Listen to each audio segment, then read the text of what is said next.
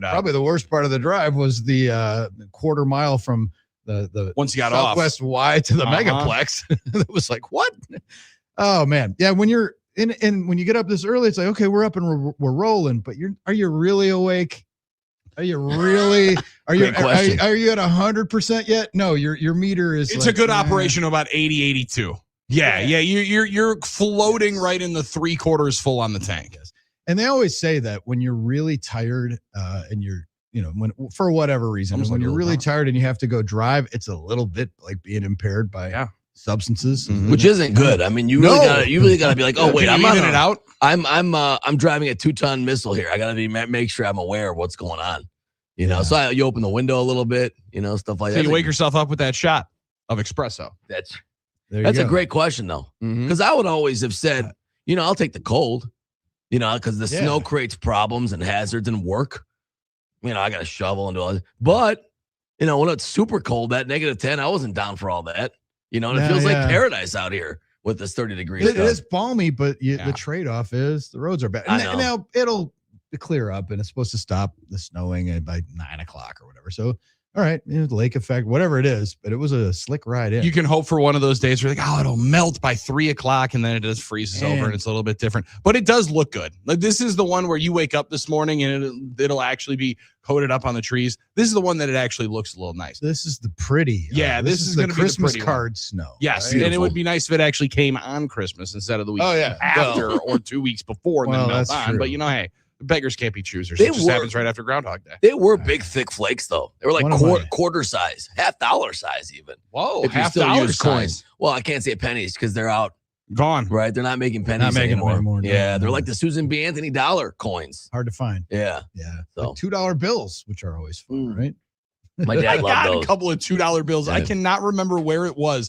And my wife looks back. How on earth did they give you $2 bills as change? Luckily, Potawatomi still spent them. Well, I had a buddy that his genius idea was to have a bunch of them to tip with at like resorts or other places he would go. Be that guy. Yeah, just be like, look, they're gonna like me better because I'm tipping with a $2 bill and it's the same amount of stacks and it's not that much more. And they had a whole thing. I'm like, but no one's got $2 bills. Like no one's out there with $2. Until the waitress thinks that you have a bunch of counterfeit $2 bills. Hand them a 5 or a 10 and see how much they smile. Yeah, it'll be a little bit easier. Well, I wouldn't know. Yeah, Armin, I wouldn't know. Only been to 16 bachelor parties. Oh boy, wore out Silver Spring Drive. Let me tell you. I could back in 2008.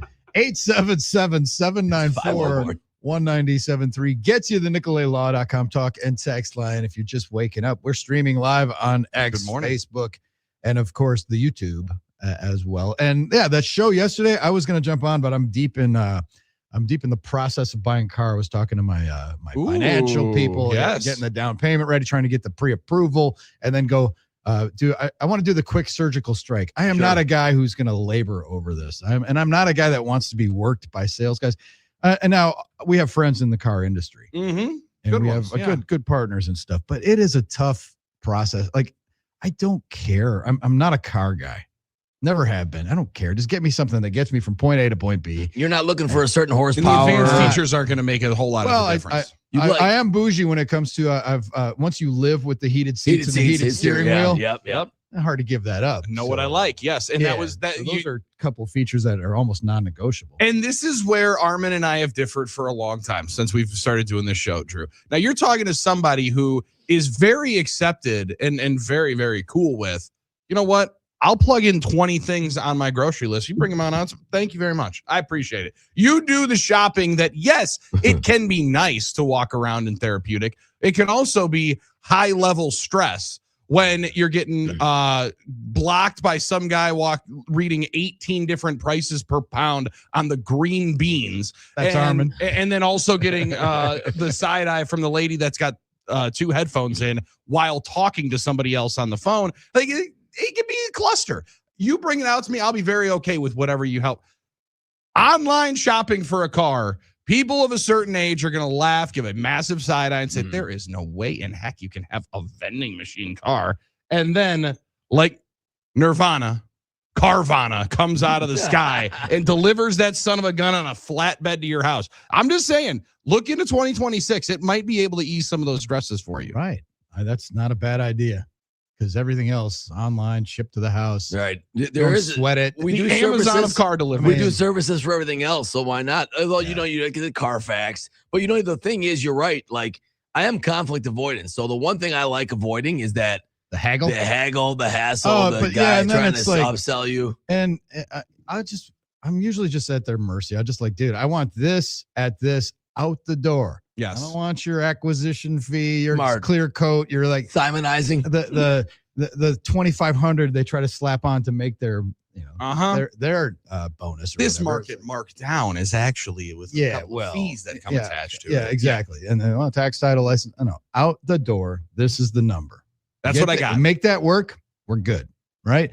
And then I try to be easy going about it, but I'm just not a haggler. I'm like Armin, but when it comes to, it's like, well, do you want this car or this? It's like, I don't really care. Does not matter to me. Doesn't matter to me. Yes. And I want, you said heated seats. Now having that luxury, that is one that I'm not going away from. Yeah. Once you go there, it's hard to go. That's like living in a place with a washer dryer. You'll never schlep your clothes to the laundromat again. Not doing it. No. You're never going to. Like, that's one of the signs of adulthood. You live in that crappy frat house or you're with your buddies and stuff. Like, don't have a washer dryer. We got to have a washer dryer. Well, we're battling right now. The worst thing was we had it on the first level. Now having to go down to the basement, you'd think that we do have to go to the laundromat. That's another exactly the conveniences that you get used to that you begin that you find in life, and you're like, listen, I could live without the towel warmer that I got my wife for Christmas at 4 a.m. when I take my shower.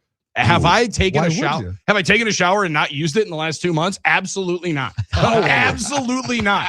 Did I fire that son of a gun up yesterday and just put it on for a little warm blanket before I put my shirt on? Yeah, I actually did, and I didn't feel that bad about it. There are certain luxuries, Drew, that you start to become accustomed with. And in the cold and in the winter, for me, it was the little bit of feeling like I had my convertible Sebring. When I was buying my new car, I think it was my 4th new car in like 3 years after. Yeah, you had to get a bunch. Number of them. Yeah. I had to go sunroof because I did need to get the greenhouse feel effect when it is minus 10 degrees out, and at least you get a little bolt of sunshine. When it's sunny, you got 3 black jackets on, and you can almost feel like you're in a tropical vacation. And my car's black, so it really gets hot. And it's cooking in there. Yeah, it does. And it is nice this time of year. If it is somewhat sunny, you actually do get kind of warm. Now, also, it's awful. It's an awful oven in the summer in that situation if you don't find shade. But that is pretty nice. I'm sort of like you. And this is the Dave Ramsey in me. I mean, the car, you put too much into a car, you're not going to get it back because it doesn't appreciate. However, the cars. The one and only one. Sell the cars. You don't need them. You don't need them. You're broke. You're broke. You can't buy. You can't go out to Olive Garden. The one and only the thing I wanted was when I did get my first car. I didn't get it until I was done with college. I really owned my first car. I used to just drive Dad's. I wanted a convertible, so that's when I went with the Sebring. That was the cheapest convertible you could get. I just wanted to have it one time. I think I was an old soul. We always make the Sebring jokes. Yeah, but you had it was great. I think I was an old soul at 22, knowing I'm never going to have a better time to do this. If I'm going to own a convertible one time, it's got to be right now. And let me tell you, it's a rolling compromise in Wisconsin. You do it for 3 months. I think you might become a convertible guy once again in your life. Yeah, right. Maybe one day. If we get Snowbird Saurian, like we get South Beach Saurian, Drew, I could see him firing up like a Solara. Oh yeah, 100%. You took the words right out of my mouth. The Solara, little M4, right? Yeah, maybe a Mazda convertible. Yeah. Well, listen. Right. If summer car Armin ever exists, I'll let you guys know that things went well. All right, but.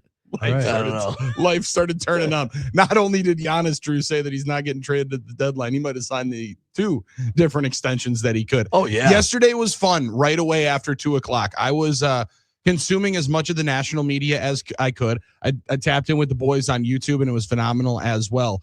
But I enjoyed, Drew, getting not mea culpas, but just immediate pivots like we expected there would be wow, this is just getting pushed back. This is just getting pushed back. This is just getting pushed back. The comparisons of the different type of divorce proceedings on First Things First that they fired up, like a 28 and a 32-year-old kid are the reason why you're staying together, but you live in separate bedrooms. I don't know that there's quite an understanding nationally. And I understand, I guess it isn't surprising as to what those quotes meant to Eric Name and Jim Osarski, to the relationship that the city has with him. There were a lot of people nationally that thought that Bucks fans would be disappointed they didn't make a trade. totally missing the mark on the celebration that was happening locally. They don't understand the ethos that you'd rather lose with Giannis than win without him. Which is something Billy and I started debating and didn't really finish, I guess. But and I still don't know how I feel about it. I still don't know if I totally agree with it, Drew. But yeah, I don't think a lot of people fully grasp that theory. Yeah, I don't think they do either. Now, question: there's a lot of stuff to get to today. By the way, it's the Friday before the Super Bowl. We haven't talked a lot of Super Bowl. We had the MVP and the awards last night, the honors. Got that to talk about. It's also happy anniversary, boys. Come on. 15 years ago, 31-25, Packers over the. That makes me happy and sad at the same time. 15 years ago today. That much of life has passed. 15th anniversary of the Packers' victory in Super Bowl 45 and the Big D. That much of life has passed. Yeah, and you talk about the best times of a sports fandom. 16-year-old Bill Schmidt. That's it. We talk about 8 to 13, right at the edge. You're at the edge, but it's a crowning. Yeah, it's a little bit better because you can get out and enjoy it. You get out to enjoy a little bit more. Try to shut up the young lady at the lunch table that said on Tuesday after the Packers won the Super Bowl. So what would that have been? February 8th. She said, "What's the big deal?" And everyone keep talking about the Packers. They won the Super Bowl. Okay. Yeah. Sit down and listen, young lady. We're going to tell you and understand exactly why that's important for Vince Lombardi's trophy to be back in Titletown. She said, "What's the big deal?" What's the big deal? Packers won the Super Bowl. I get it. They won the Super Bowl, but like, are we going to move on? What's the big deal? What's the big deal? What's the big deal? I just, found $1 million in my pocket. Like, what are you talking about? What's the big deal? What's the big deal? We just won a Lombardi. We're going to talk about that. All right. But question number one has to do with yesterday and what Billy was alluding to. It is, I'm going to give you the candidates and you tell me the category. Uh-oh. Tyrese Halliburton, Indiana Pacers. Hall of Fame. Ben Johnson, Chicago Bears. Yeah. Turd. Who said that? Craig Counsell, Chicago Cubs. And Shams Charania. This is like code words. It's who's public enemy number one right now. Yeah. For Wisconsin sports fans. Who is it? Because Tyrese has been hurt and he's kind of like back shelf now. Yeah. And it's like the pain is gone from those losses. I've been trying to think, like, who was for a while. It was LaRussa we hated. Sure. And it was, whoever, who do you hate from the Vikings? We talk about it all the time. We love KOC. We like Flores. Yeah. We respect them. I respect the hell out of really all of them. Anybody on their roster. It's hard to hate JJ McCarthy. You almost just feel bad. I don't hate Mr. Gritty. I mean, he's a great receiver. Justin Jefferson. He's kind of, when you don't like him dancing on you, but there's public enemy number one. Yeah, theirs is more the logo. Public enemy number one. It used to be Tom Izzo. Now he's like everybody's grandpa, and he's people love Izzo now. Who is it? It might be Shams. Shams might have moved past Craig Counsell, at least right now. Shams found himself on the Mount Rushmore. He found himself definitely firmly in the top 5. I think maybe if there would be one other submission, there would be like an emeritus version of the LA Dodgers, right? Like, I don't hate Shohei. I actually love watching him. But even them, it's kind of like the Vikings thing. It's like, just respect. Sure. I don't hate Dave Roberts. We hated Chris Taylor for a while. I'm going to throw I'm going to throw Chris Taylor in there. I'm going to throw Chris Taylor in there and act like he's still on the team. It's like because I hate that handsome devil. That was one play. But for Shams, Drew, Armin and I are going to disagree. I don't put Tyrese at the top. I also still can't get over the fact that he's from Wisconsin. It's fun to watch him in the NBA. That's a fair point. That he won't be number one. Ben Johnson, hard to take off the list right now. In the mix. Especially when I was getting to hear some of the quotes from Jordan Love making the rounds yesterday at Super Bowl Radio Row and putting a little bit of his own spin on some bulletin board material for that rivalry. But Shams is going to be right there at the top of the list. That's what I'm saying. Right near the top of the list. I mean, the Brewers, beat the Cubs in the playoffs. It's like Counsell that still hate him, but that's waned. No, I'm excited. Time heals everything. Yeah, right? Actually, I'm excited for Craig to come into American Family Field this year because I'm excited to see as many cell phone celebrations. Shams would be up there. And I will tell you, the chat. Has anybody wanted to watch the NBA celebrity basketball game more than they do a week from today? Something's got to happen, and Giannis has a sense of humor. So he's going to do, Giannis is going to do something, even if it's not serious. Like because Giannis has a sense of humor and he knows what's going on. And he's a troll. Right? So I'm saying he'll do something funny. And the thing with Shams really quick before because I know we're gonna get the stuff, and even Thomas is called early, so we'll get to a call at some point. It is easier to build up this sort of feeling about Shams knowing where he grew up. He grew up in the north side of Chicago. Yeah, poor kid from New Trier couldn't get his way. In my head, this is the way I've been battling with the 8th graders from Palatine for weeks. As you guys know, I've been battling with the Buffalo Grove dorks. It's easy for me to, in my head, say this is nothing more than the adult successful version of that kid that would be a troll to me on Twitter from New Trier High School, where he's from. Where, by the way, it's where they shot. It's a part of Home Alone, by the way. So there you go. And part of me in my head can build up that like little villain to say, boy, that's all he's doing. He's just trying to clown from Naperville. He's just doing this because he wants to troll. He's just like Adam Rank. He's just trying to needle Packer fans. So that's it's easy for me to build that in my head. As unfair as that might be, that can always be part of it. I don't know if a lot of people realize that he's from Chicago. So that's just part of it. All right. Thomas in La Crosse is up early on the NicoletLaw.com talk and text line. Thomas, you're in the huddle. Morning, Thomas. Morning, fellas. Happy Friday. How we doing? Phenomenal. What's going on in La Crosse this weekend? Parties?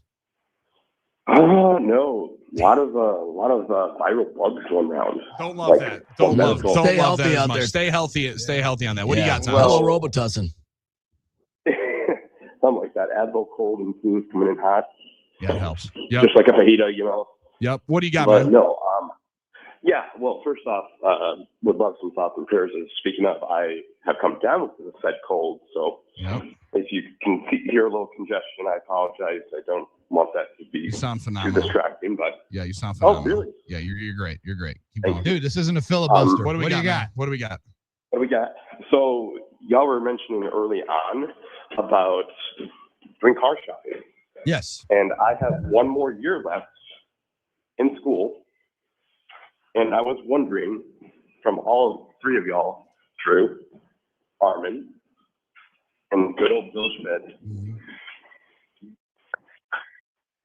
guys recommend for the best car to get Great question. right out of college.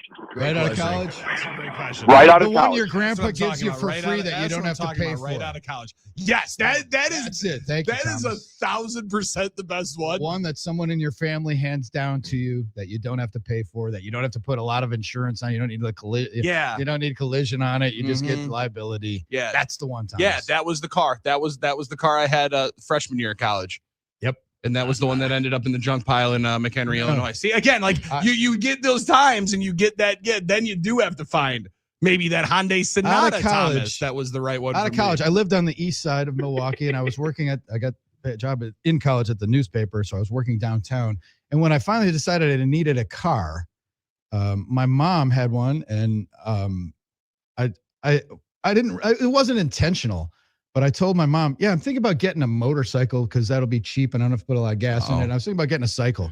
And then she's like, no, I'm giving you this car to prevent me from buying a motorcycle. She gave me a car. Now, that's a way to do it. That is next level thing. Beige and brown Ford Granada. Mm-hmm. It was 2,000 pounds of birth control. Yep.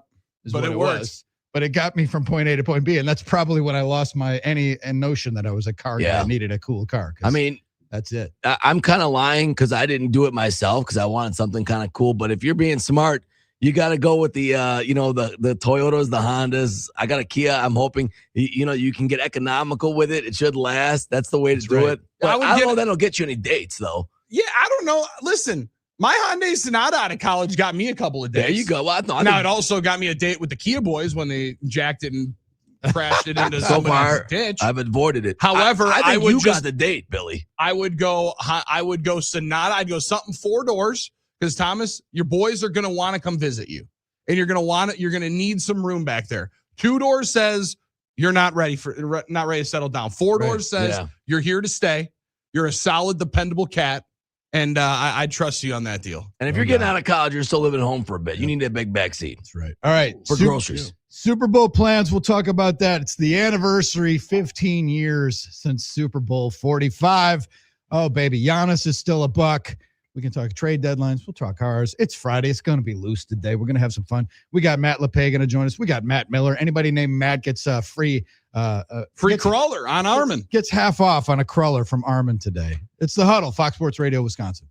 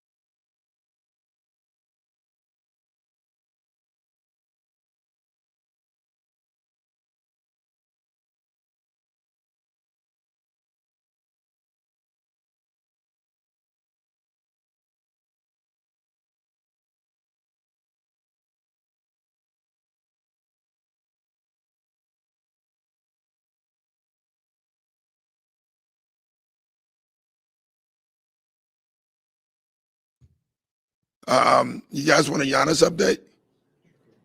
All right. Okay. Oh, no, I was just talking about, he's going to coach the celebrity game, right? You guys see that?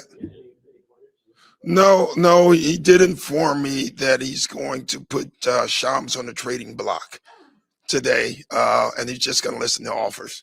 So I'm just going to go make that announcement right now.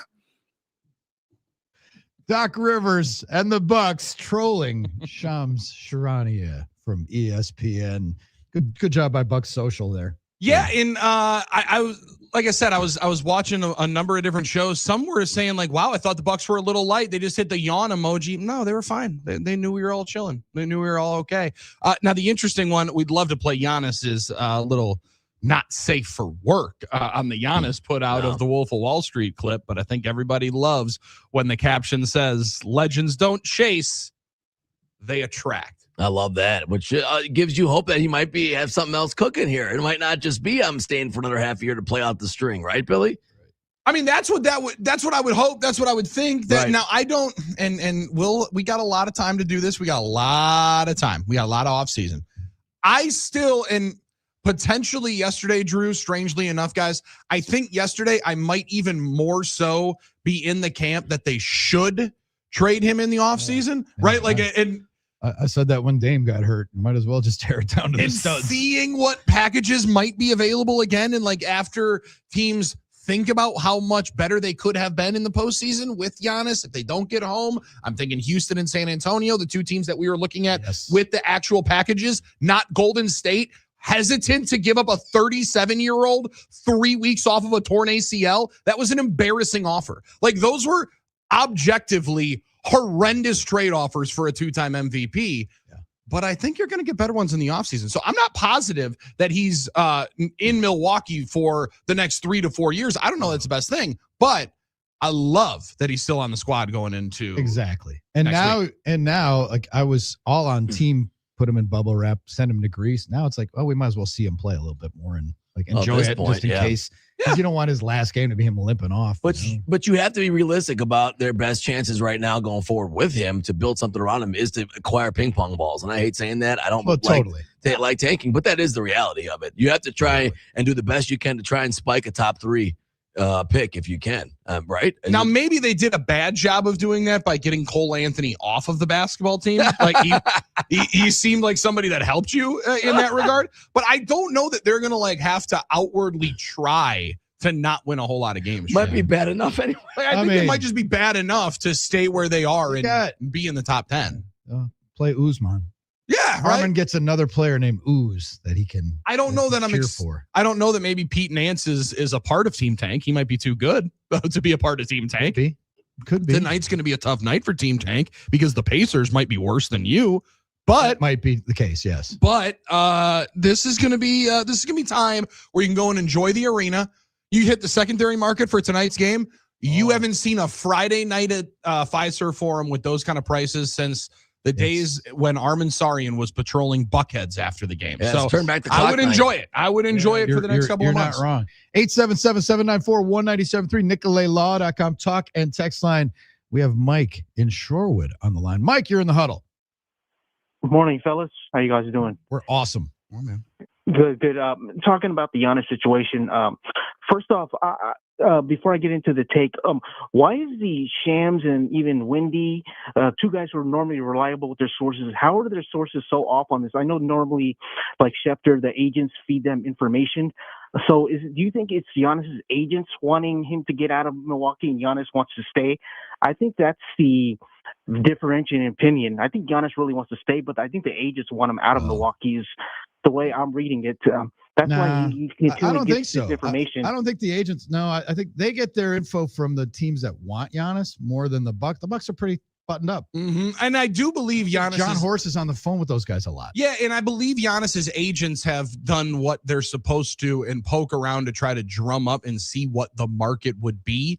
But I don't believe they have any any reason to need him elsewhere, because he can make the same amount of money for those guys in Milwaukee that he would in New York. Yes. So I think I don't know that. It's I just take Giannis at face value. Two things are true. He wants to stay in Milwaukee, and he wants to compete for championships. Like if he can do it here, he told Eric Name, "I'll hang up the phone right now, 1,000,000%." To answer the first part of the question, though, it is unique though that you're hearing such different conversations from those guys than everything else that has been reported, and some of it might also be because it fits more of what they needed, which was people watching their NBA Today show yesterday during the trade deadline. From guys that I know that work in the media, they're typically the agents, the Schefter. That's why they break the news story first. They get all the info from them. But talking about Giannis going forward, I love Giannis. I'm glad for 21 brought us the title, but they got to really evaluate this offseason. Horst has got to talk to Giannis and his team. Do you want to be part of this franchise? If not, when the draft comes up, because I think they're probably going to take it in the chin the rest of the season. I highly doubt, barring some miraculous run, they're even going to make the playoffs or even the play-in. So they desperately need to keep their pick. They're probably going to get their lottery pick, which they need in a deep draft like this. So I think they need to sit them down and say, do you want to be part of it? If not, then they got to get the mother load for him. And I think waiting to the offseason is better, because there's going to be some teams that are going to be disappointing. They're going to come up short in their playoff runs, and teams are desperate to win titles. So I think teams like Miami, Minnesota, even the Warriors. So I think they're going to up their offers, probably 4 to 5 first-round picks plus young talent. So I think going forward, guys, that's probably the roadmap the Bucks has got to take. It's going to be Mike, critical this here's offseason. the thing, Mike, that as Jim Ozarski told us, when you're trading a $63 million guy, it's hard to do it in a couple weeks. A lot of stuff going on. And the Giannis trade, if Giannis is traded, the idea that it's going to be one team, like Bucks and Team X, San Antonio or Houston, make the deal without like 3 other teams. Like you just saw to trade Nigel Hayes, like it was a 3-team bank shot, right? For Cole Anthony to leave. Yeah, slide some contracts around. There's going to be all of that. There's going to be, I want this expiring. They got this guy going here. We got these picks going here. We got a swap here. It'd be, I say the over-under on teams involved in the Giannis trade is 4. And that's part of the that's part of the reason that the idea why they might not have traded him yesterday, right? Is that they might get a better offer in the summer. They will. Like totally will. That is a guarantee. And because guys, what Mike hit right there, I just more pick. They have one more pick. Teams have another pick. Yeah. Drew, you also right now tell me what is desperate about San Antonio beating Oklahoma City 3 times this year. Nothing. They believe they can beat them 4 times, right? Houston just went all in to grab KD. They want to see what they can do with their squad. Denver knows that they have one of the best players, if not the best player in the world. They're not desperate to do anything. The Lakers and Timberwolves, no doubt, they'll be in the mix. But also, you allow all of these teams to have one more year of disappointment and heartbreak and thinking and saying, yeah, actually, we're fine moving off of, I don't know, Şengün in Houston, and he's the centerpiece. Not one player in there. I appreciate Jaden McDaniels for all of his efforts and battles on the defensive end as he was trying to lock up Kevin Durant. No one sees future perennial all-star in Jaden McDaniels. You could see it with a couple of guys that would be offered up, like a Dylan Harper, like a Castle from San Antonio, if in the offseason they become a part of this. But the teams that were here, you didn't hear of in the offseason trade conversations, because guys, these packages were not even close to as good as the ones they could have gotten in the offseason. So I appreciate them surveying the market. The reason why the counter offers probably shut off was because the teams that you're interested in their assets aren't playing ball yet with you. They're not have enough. They want to know what they can get, and I love that John Horst and the Bucks said, "No, we're not your doormat." So if this is all the garbage you're going to send us with an offer, we're just saying no. Good luck. You can say we weren't serious all you want. I can say you weren't serious with your offer too, because you want to see, understandably so, what your team can do this year in an open play. I mean, not open. I mean, Oklahoma City has something to say about that, but they believe they can make a run with somewhat these guys. open, though. To Mike's point, and this isn't coming from a place of jealousy or anger, and we did joke about Shams being on the current Mount Rushmore of hated people in Wisconsin sports, but those guys are, great reporters. They make the cash. They're paid to forward texts. Like whoever has the fastest thumbs is the guy with the scoop. Well, and that's the tough thing, Drew. It's not the race to be right. It's the race to be first. But that's the thing. Like, because even in this flurry of all these trades that happened, were any of them foreshadowed? Good point. Did you hear anything about those teams talking?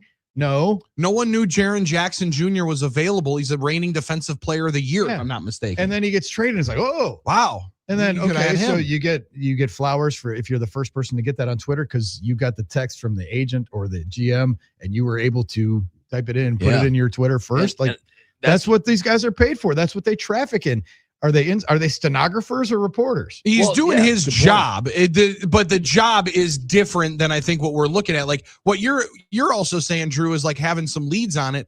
That is what those guys dispel notions of when you read it on Hoops Hype, right? Like when you hear it on different NBA Central, when these guys are moving around, they're only usually quote tweeting speculation from these dudes. What was the biggest trade of the cycle? Was it Harden? Because we started to hear Harden like a couple hours before it happened, right? Or maybe 15 hours before. Maybe a day. Or all the guards that the Bulls traded. Was Jaren traded. Jackson like the biggest ship to fall in this? Harden and Jackson would be the two. Kuminga, I guess. Yeah. And you didn't really hear that. Kristaps. Well, you knew Kuminga was on the block. Well, I know about getting Kristaps. Yeah, you're right. I mean, I agree. But Kuminga, Drew, to your point, has been on the block for what?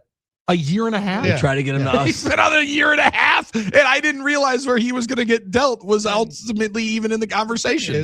And Shams and Wendy spend so much time on TV, and granted, I'm not slagging on their work ethic or anything, but if one of those guys had mono or COVID or was laid up, like how would our lives as fans and the information we're getting be diminished? Well, Diana's taking texts in church. What do they add? Calls in church. Yeah, you're right. She said, I answered a call in church. What is my life? What they add is segments on the TV shows. Coal into the furnace of keeping the talks alive, but they didn't add any nuance or information. So I get at the risk of getting preachy, I would say to Mike, this is why you invest in local journalism. I mean, Jim Ozarski and Eric Name wasted those guys this whole time. I mean, and they got better scoops. They got individual quotes from Giannis. They were telling Bucks fans what you needed to know more than what Shams and Wendy did. I mean, that's just what it is. One of those guys got a phone call to make sure he had the same story and something a little different for his article so he could get views. And their role traditionally, Drew, local reporters, that's their role compared to national guys. So they should get that. So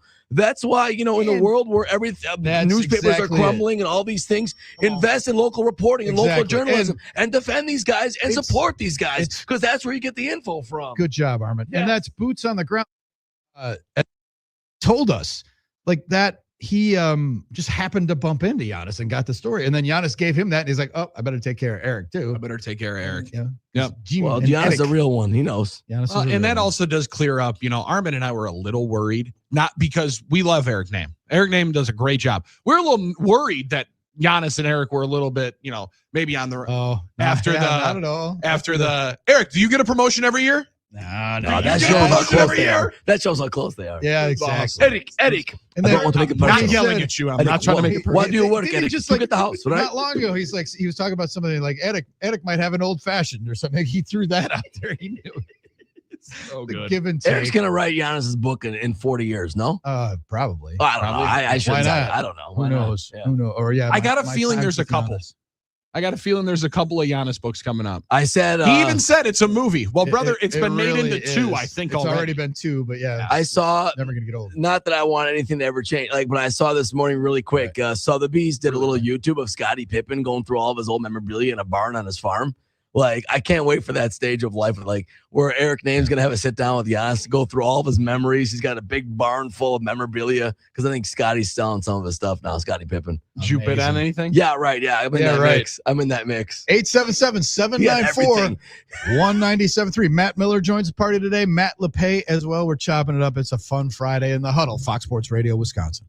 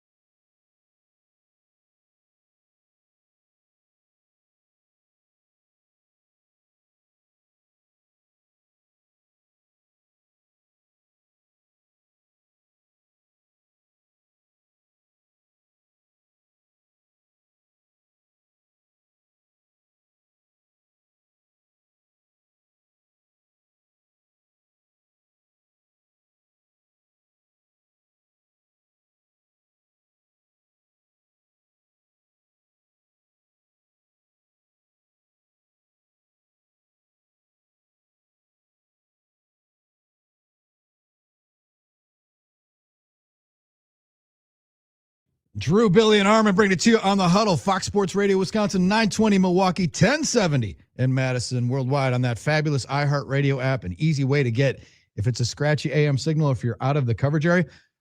I added 1070 to my presets a while ago, and I haven't been flipping down there much. Mm-hmm. But man, it comes in strong even in parts of Milwaukee. It's pretty wild, dude. It is a it takes pretty you strong all the way to number. The center of the state. Yes, it is. It is really, really impressive. And I liked our friend Supper Club Mark, because we, again, talking text line never closes, Drew, right? So we see all the stuff that happens right after we're done. Our guy said, I don't love the delay on the app, but my knowledge of music has improved and has never been better. I know the top hits of every single year. You learn a lot being on the app and streaming us every single day. That's well played. There's good things to be able to learn and good things to be able to find out. That's right. You know what Elton John was thinking when he wrote that album and stuff like that. You know, I love stuff like that. 877-794-1973. This whole thing with Shams and this whole cycle of, we're talking about the media churn, giving our little take on how the sausage is made, right? But one of the things this is me being on the soapbox for a minute. Mm-hmm. One of the things that I don't like about sports and fandom and this whole sports media industrial complex is this whole churn of the NBA. And this season, we've been hearing about, will Giannis be traded, right? Who's going to get traded? Who's these teams? We care about Golden State. What's their record? We care about Miami. Can people tell me who's the coach of the Detroit Pistons? Good one, Drew. How many people would say Monty Williams? Who's their best player? And in the NBA, and what's wrong maybe with sports culture and stuff is that we focus on a couple stars. We hear about LeBron every night and stuff. The Pistons 2 years ago won like 15 games. Mm-hmm. They were one of the worst teams ever. Bad. Yeah, historically bad. And then Bickerstaff is in there. Their GM is Trajan Langdon, who played at Duke, and he's just quietly working and grinding. And they're at the top of the league, and no one talks about them. Mm-mm. And Cade Cunningham is their best player, and they got the Thompson. Former number one overall pick. No one talks about them. Mm-hmm. No one. And we have people that couldn't name three Pistons. I went to the Pistons game. I saw them play in Milwaukee. No one talks about that story. Why? Because we only care about the stars. And quietly, this is a team like now OKC gets some burn because they broke through and won a title. Won, yeah. But the Pistons are kind of like the next OKC. Like, look what they're doing. And no one talks about, hey, what's going on? They weren't. Did anybody mention the Pistons like adding or doing stuff on the roster or what their goals were? No, we hear about New York, who is looking up at the Pistons in the East. Mm-hmm. Yeah. And Boston, who's looking up. Also looking up. Why is that? That's why to me, it's like, it's warped. Like we should be talking about and celebrating what the Pistons are doing, and no one cares. No, and Drew, it's the part of where they don't celebrate what actually happens on the floor, because that would then also come to, you'd have to pay attention and watch a lot of it, right? Like you'd have to be paying attention and watching and realizing like, damn, Cade Cunningham has taken that leap that a number one overall pick kind of does, and he might be 25 a night. He might be an MVP, right? Like he deserves real consideration for it. Even on to like the Western Conference side, like Phoenix, people laughed at the fact that they have no picks left. They gutted their entire roster. They trade all their 10 games over 500 and battling for playoff spots with the teams that they're talking most about, which is the Lakers and whatever Minnesota can do.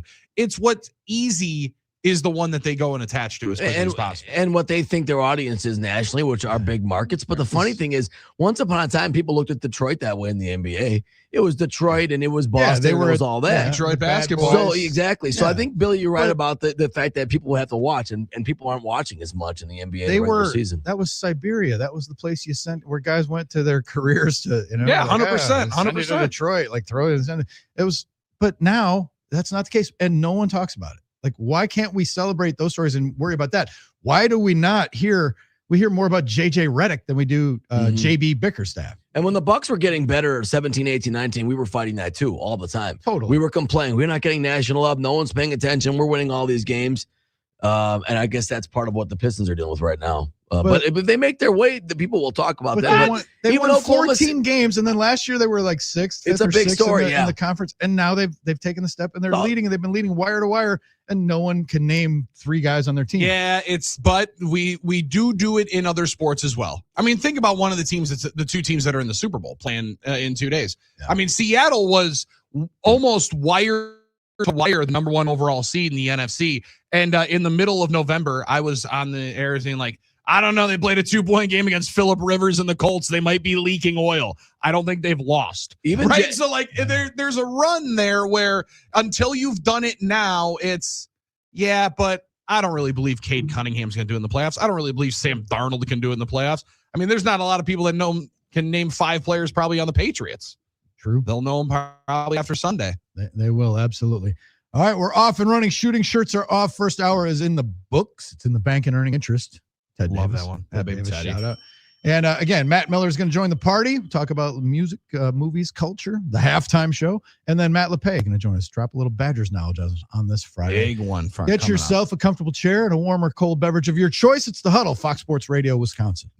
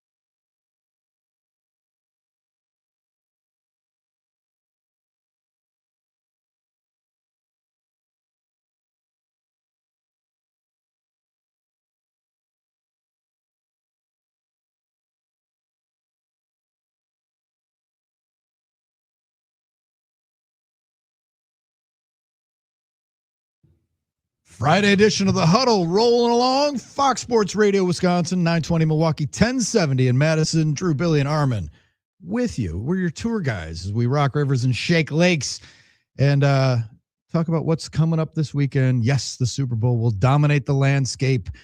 Let's just hope that the game is good enough to rise above any controversy about the halftime show. Yeah, and Drew, we'll talk to Matt Miller about that coming up. I'm excited to talk to Matt about that. Also, did I see it right? $10 million for a Super Bowl commercial spot.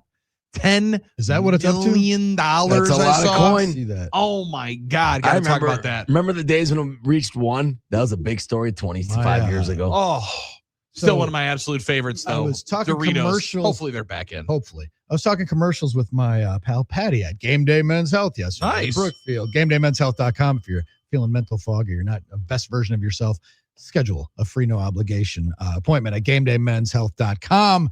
Find the clinic near you. Middleton, several in the Milwaukee area. They're statewide. They're nationwide. GameDayMen'sHealth.com.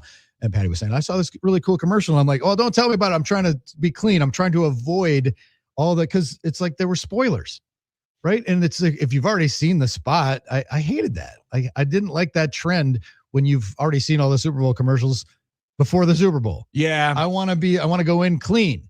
Like, I don't want to know who's going to win the game already, although it'd be nice to have that information at Potawatomi Sportsbook. Yeah, hit that bell. To have the especially first touchdown score. I don't even know who wins. To have Biff's Sports Almanac. Yeah. From Back to the Future. First 3 touchdown scores. Just Pretty let us know. amazing. I also think we're going to the days that we're shocked much anyway. What titillates anymore? When you see these spots, it's been a long titillates? time. Oh, yeah, that's a word. Armin word. That's what I'm talking about, 604. I just think, and you know I what? know where your head's at 604 on a Friday morning, Mr. Titillate. Let's ride. Now we're talking. All right. Ready for the Super Bowl. The shock value, I don't know. You're right. And then something is to that, right? We see things that I think are on the equivalency of a Super Bowl type commercial every day on the internet now, every day on Twitter. And you're right. We see it ahead of time now, Drew. It seems like the trend, well, we'll be talking about this with Matt Miller, but it seems like the trend in the past 5 years or so has been just throw a celebrity on there, see what happens. But I get too into the game where I end up missing so many of the commercials. Sure. So it helps me to be able to have like a backdrop of everybody's talking about that Bud Light commercial. Oh, sweet. I can go look up the extended copy, but I'll probably check it out after. The halftime show, I was joking about with the guys at Potawatomi Sportsbook while we were doing the Potawatomi Sportsbook Weekly yesterday. My friend Eric, he just moved in here from Vegas, right? So this is his first time watching the Super Bowl in the Central Time Zone, which it changes up your whole day. Changes up the whole landscape. Instead of a 3:30 kick, you're looking at damn near almost a 6 o'clock kickoff. Yeah, your boy's gonna need a nap before that. Might need one, but I also said, hey man, you're into the wheelhouse. I think he's got an 8-month-old. Okay. So he has no time frame anyway. You got no time frame, but also halftime in the Super Bowl is the best halftime for a football watcher in a standalone window all year because you get 25 minutes to get that little son of a gun down. You get a real chunk of time. You get a college-like halftime, right? College football, they do 22-minute halftimes every single day. We got to hear the band. We got to play Build Me Up Buttercup. Mike Heller's got to do a couple of spots, right? We got to do a full halftime. And then we'll go and play football. That's where I'm looking forward to, not this halftime show, not that halftime show. I'm looking forward to the Chicka Chicka 1 2 3 halftime show where I'm going to be able to have this kid in bed snoring. That's a great point. And on the couch by the kickoff of the second half. That's my favorite part of the halftime. That's a great point. It's like people don't realize that regular NFL halftime is only 13 minutes. Like you said, college is much longer. Rolling. So I know there are so many hot takes this week about the halftime show.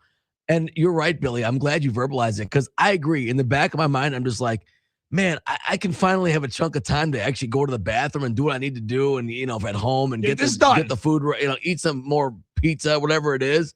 Because it's like you do need a little time because if you're into the football and into the commercials and doing what we do, you really have no break at all to go to the bathroom. True. I'm not sitting here complaining. I'm not, but I'm just saying that's what it is. Give yourself plenty of opportunity. You can clean up the kitchen, right? You pack up the little weenies that haven't been eaten, the pigs in the blanket. The mini meatballs, slice up some more summer sausage, whatever it takes, Slice up some more summer sauce. Yeah. Come on. I like that. You're going to go in like for it. more there. I'm at halftime. I'm thinking. Yeah.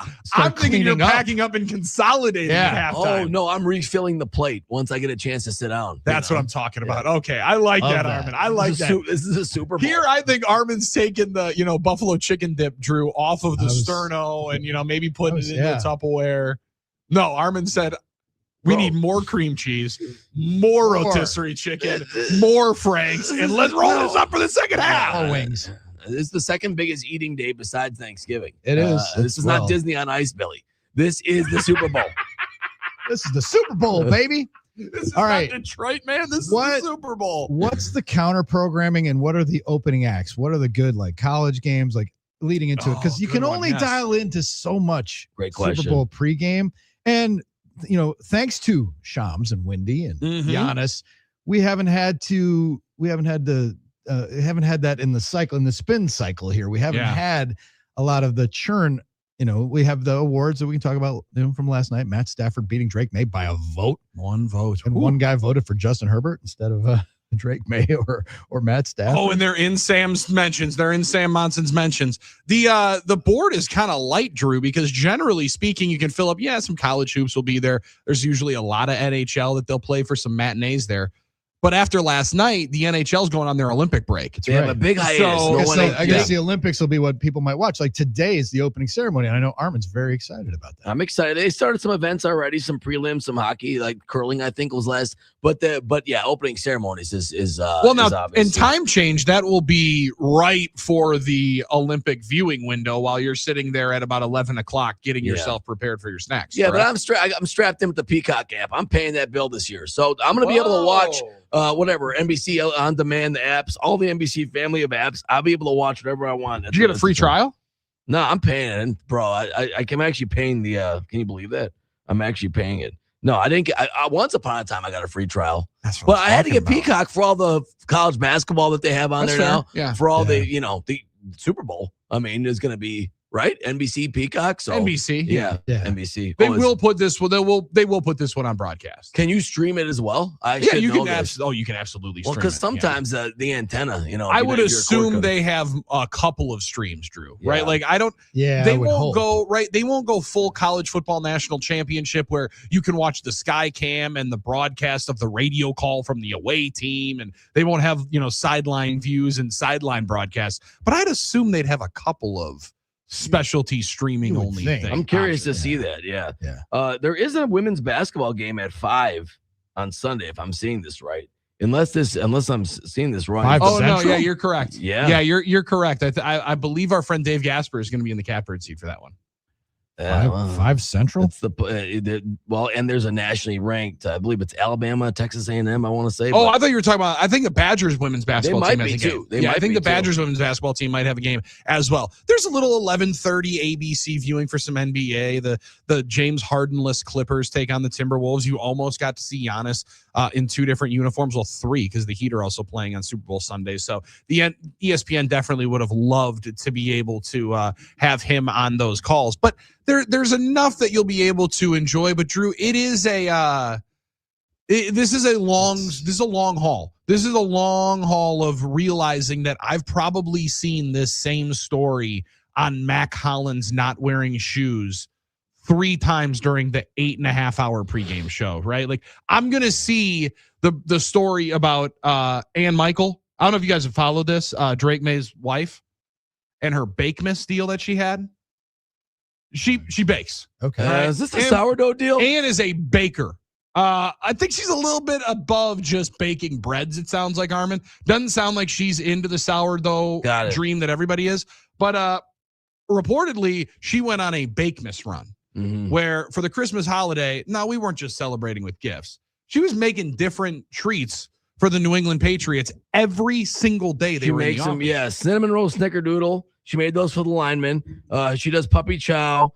So, it's obviously there's a influencer component to all this. But there was the 24 days of Bakemas where she brought in something different every single day. Vrabel brought it up and said, he was asked, like, her treats really like that. And he's like, dude, pretty damn good.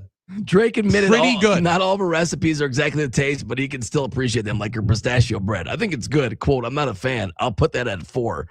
Okay, brother. He said her crumble copycat sugar cookies are her second favorite. So there you go. I mean, she's making her own frosting on these deals, Drew. She's gonna make more money than him one day. No wonder they won 16 to 17 games when you got treats like that coming into the locker room every single week. No doubt. There's no way you can lose when you're getting fed like that. These young kids put everything on the internet now. That's how you do it, right? Yep. That's just what it is. Making a little bit of cash, make a little bit of coin. A day in the life of Love it. one of those reels. Billy and I were talking off the air about, wives and girlfriends in the spotlight when it comes to the big game, or the Sports Illustrated swimsuit issue. Yeah, front and center last night. Which Jordan Love, Veronica is in the featured among the wives and girlfriends. Veronica's a pro athlete. I mean, absolutely. She also looks wonderful. I think she's like 5 or 6 months pregnant. They're carrying their daughter. And Jordan was making the rounds yesterday, rocking the Toyota-thon jacket. I don't know if you guys saw some of that as well. He's always on point. I feel like he just likes the jacket at this point. Like it's like he started sweet jacket. He wore it. He wore it first on what? Was it Pat? On McAfee. Yeah, which was kind of cool. I mean, great idea, the branding and all that stuff. But I feel like that's a nice jacket. You're gonna wear that out in the garage and stuff like that. You tooling around, getting the snowblower started. He probably does in his limited edition Toyota Tundra that he was talking about that he's got last night. Obviously that, yeah. So, but they were he was one of the coaches, him and Brock Purdy drew for the Glow flag football game. Yes. For the women. So Jordan Love is leaning in as well onto the female side as he's about to be a girl dad, doing exactly what I think a lot of them are doing, which is fantastic. So, all right, so we mentioned earlier, and if those of you just joining us, just waking up, joining the huddle. Welcome. Yeah, we're your dose of caffeine as you're getting your day started. We mentioned earlier, today's the 15th anniversary of Super Bowl 45, Packers winning at Jerry World, beating the Pittsburgh Steelers 31-25. Now, I was in the belly of the beast. I was there for that week, an ice storm in Dallas, a cab strike, pre-Uber, I don't know. Not like we were, it wasn't Oregon Trail or anything, but it was hard to get around. It was not easy. And the weather got nice, like right before the game. The Super Bowl game was 60 degrees that day or something like that. But I'm wondering, because I was there and I was doing some stuff with Channel 12 and the station I used to work at. I'm wondering what was that week like for you guys back home? Because I didn't get to experience it. When you're there, it's different. And we were at the Super Bowl last year in New Orleans at Radio Row and all that. So what is it like when you're not in the belly of the beast? What was Super Bowl week like? Not just the game, which I know Billy was 16 watching it and Armin was watching it with his college buddies. But what was the week like for you guys? So the week was interesting because my dad and I had been aggressive. And I mean capital A aggressive on eBay, trying to buy tickets. I mean, like we were. Oh, so you were going at it thinking you might go to the game. Oh, when the Packers won the NFC title game, through probably me going to bed on Wednesday night before we left on Thursday morning, I was on eBay and Ticket King and all of the other secondary markets at that point more than I was in school. Right, like I would race home, get to the internet, and because I had a number, and this was the early line of price shopping for your boy. My dad's like, this is what we can afford. I desperately want to pay this. Mm-hmm. We possibly could go here. We're not trying to do that. We're doing this. So we can do this. So what you're telling me, Dad, is if we could possibly go there, then we can afford Then we absolutely can't afford that. We might have to push that to the table. So we were in the midst of all that. We left on Thursday without tickets. My dad and I drove down, and not Oregon Trail, but we drove what was supposed to be a 16-hour trek that took us over 24 hours to get down to Dallas after we stopped somewhere in Missouri, stayed over the night on Thursday, finished the drive on Friday, and that's where we caught most of the ice storm just north of Dallas, about an hour or so away, where we actually could not continue driving. There were two semi-trucks, Drew, that could not get over a hill. Wow. On the freeway. So they had sand trucks, and we're parked on the freeway. People are pulling out coolers in their back seat, like standing on the freeway. They're like, we're not going anywhere, so we might as well hang out for a while, listen to the Mavs game. So it was a trek to get down. However, I mean, once Saturday came, it was all right. Sunday was beautiful. We drove out to the site. So the week here, I just remember seeing all the pop-up merch stands and the excitement, but I was so dialed in on leaving school and getting home as soon as possible because I had to figure out when one of those auctions were closing. And fast forward to the game, we watched it at one of my dad's friends' houses in Dallas. So we did not end up going to the game. But you went to we Dallas. made the trek. We got outside of the stadium. We had one of the best trips that I've ever had with my pop. So it's one of my favorite core memories of all time. Well, that's awesome that you had that memory. You didn't need to go to the game to have it. I mean, and then you can always tell people you were in Dallas for the game. I was in Dallas for the Super Bowl. It was the journey. Armin, what about you? I mean, you were mainlining all the coverage because everybody was there, the TV stations, everybody was 24/7. I was, and I was kind of in the thick of it because at that time I was working across the street at the former flagship. So at the time I was working at the radio flagship, as I am now, obviously, but it was the old station, and we were super, super busy that week with all the coverage. I mean, it was a full court press. This was 15 years ago. So, and the morning show I was producing afternoons, and the morning show producer had gone with the Super Bowl group to Dallas, which was a great thing. You know, he had been there for a long time. It was great that he was able to go. So I was covering for him. So I was working the AM PM split doing 2-a-days, and we had a big snowstorm as well that week. So it was so you talking about local weather coverage plus Packers Super Bowl and the flagship. It was a monster week of nothing but work. I mean, it was you think this is early? We started that show at 4 a.m. It was 4 to 9, then 3 to 6. So I was pretty much working all week, and but excited because this was the first time as an adult the Packers had made it as far as they did. I had all my memories from 96 as a kid, and I'm like, this is awesome again.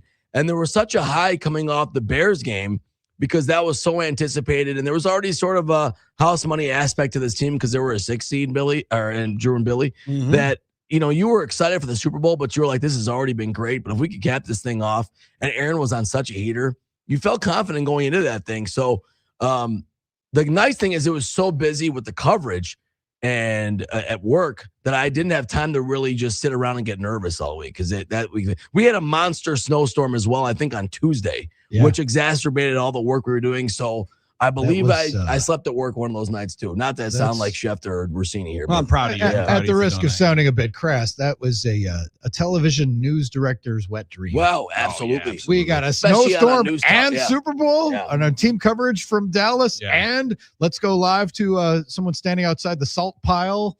Let's get the natural sound of the shovel scraping on the sidewalk or a snowblower firing up. It was a big storm, too. It also helped because it was a great opportunity for Wisconsinites to flex.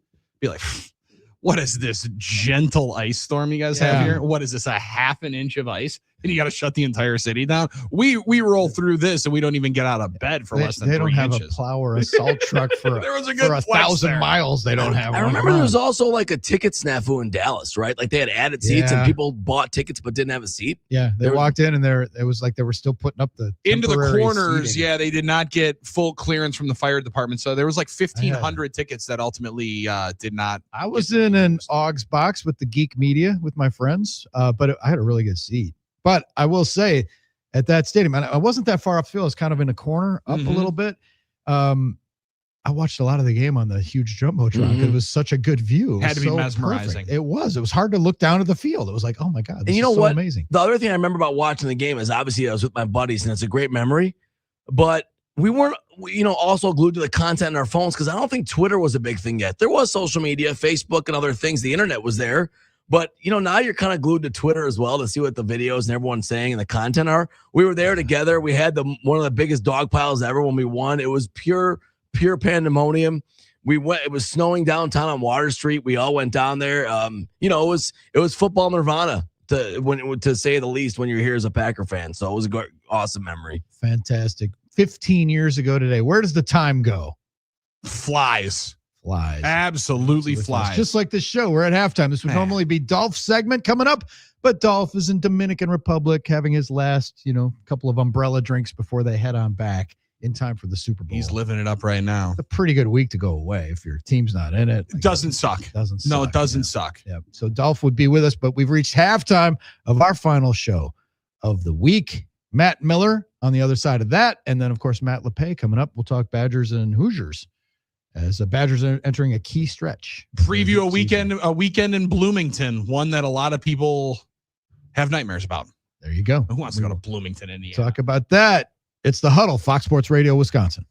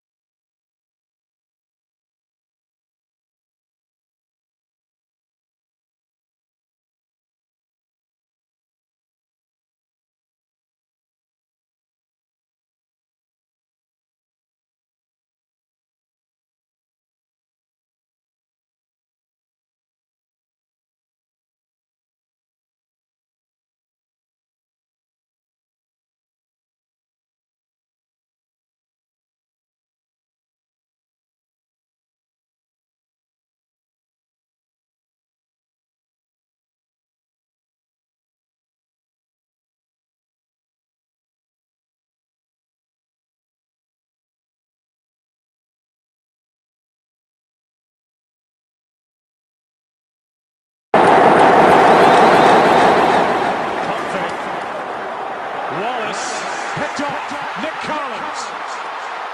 Nick Collins on the return inside the 10. Leaps for the touchdown.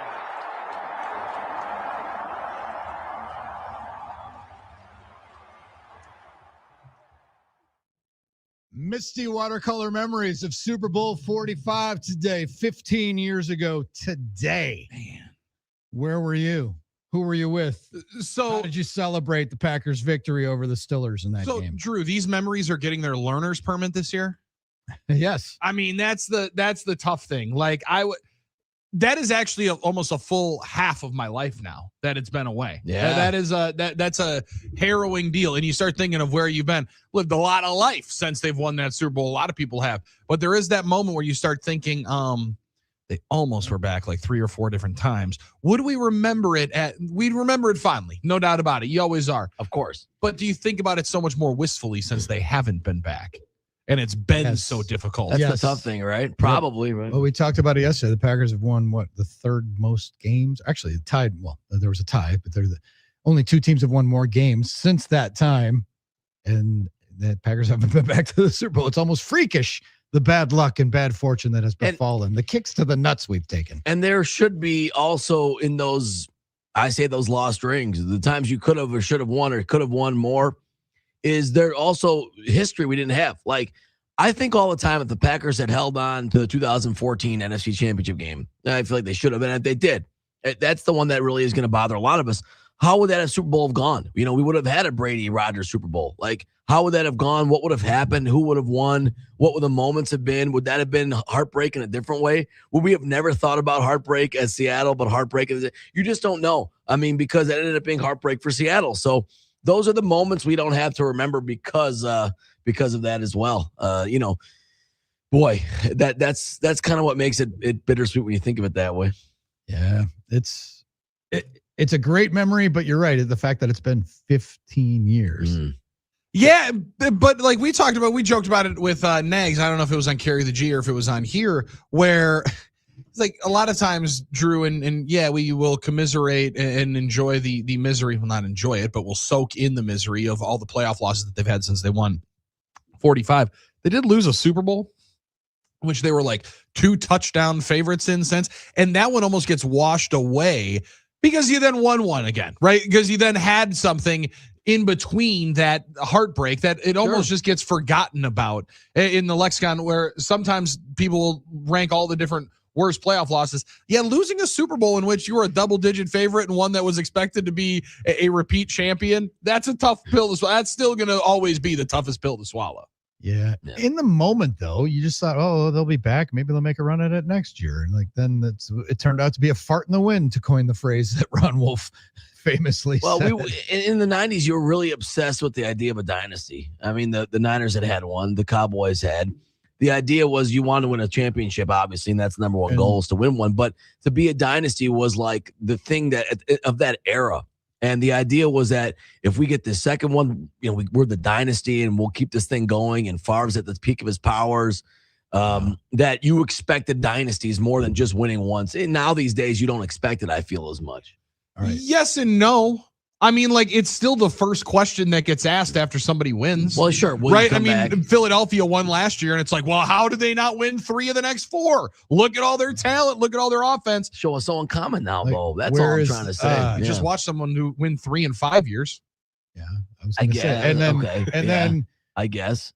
And fast forward right they now. They are the dynasty. Go right now to 2041 or whatever. It's like, what are the Chiefs fans going to be looking wistfully? Remember that dynasty? How great that was. Oh, absolutely. And now Patriots fans got the reboot. They got to. Yeah. Patriots fans have the reboot right now, so they can ride high because it's a new era, new guys. The Tom Brady thing cracked me up. He's catching so many strays about not. I don't have a dog in this hunt. Oh, that's weak. Yeah. They were lighting him up on. I mean, obviously Dan Patrick follows us. They were lighting him up. I would waive the consulting fee, but Tom, if you're going to say that, if there's any waxy build, your statues out there, you know where your place in sports. You're always going to be remembered as the Patriots guy, right? He could have just said, "I got to call the game. I gotta go. I gotta play it straight." But he doesn't. I'm calling the game, Yeah. But he's not. I know. That's the tough thing. Why can't you just say how many I'm great a broadcaster. What is he? Is he mostly the Raiders That's the president now? problem. Is he mostly the Fox, like the lead analyst? Like I got to call games. Like I'm those days of me rooting for teams. I just want a good game. Like I can only root for one team. That's the what I'm Raiders. saying. Is he single? The worst Is he team in not? football. Is he a family man? Is he not? He lives his life in the He gray should have area. played the announcer card on that if he was going to do it. It He was a should just dumb said- thing to do just- anyway. Just of say I course. have a lot of great memories in New England, and nothing will ever change that. Of course, Because that's got to hurt you as a Patriots fan. It's got to hurt you. It has to. It's got to be a deep pain to hear you pissed. say he doesn't care. Oh, so you were a mercenary, so nothing ever meant anything That's what to I'm you? saying. It's like I have to call these games. I got to go into it like and the longer you're in broadcasting, the more you'll be that way. Because I guarantee you, Aikman doesn't care really if the Cowboys win or not. Robert Kraft should have given him that sweetheart deal, and then he'd be wearing that Patriot blue for the rest of his life. He got that $10 million to get 10% in Vegas, and now he's silver and black till he should have dies. leaned into the broadcast thing. Like I got to call games. It would have been an easy out, but Yeah. listen. I like that Tom took the hard way of it. I Fans- appreciate he it. did. He's taking it right on the chin. He does not care It at means all. a lot to fans, even though it's maybe not logical. It means a lot to fans to think that your favorite players, especially if they accomplish, might care about the team just like you do. That's what makes my goal is yesterday to so get to great the about Raiders. Giannis. The Raiders to the point where we beat them, and we're in the Super Bowl, and we beat them. If we can all have dreams. If the Raiders face the Patriots in a championship game, who's he going to root for? I mean, come on. We already know that. He's He's not with one the of new you. team. He's not one of you, He's Patriots not one of fans. you anymore. That's right. That's just how it goes. All right, Matt Miller is going to join us next. We will talk Super Bowl, Admirals, movies, Oscars, everything with Matt Miller. Our man about film is next. It's the Huddle, Fox Sports Radio, Wisconsin.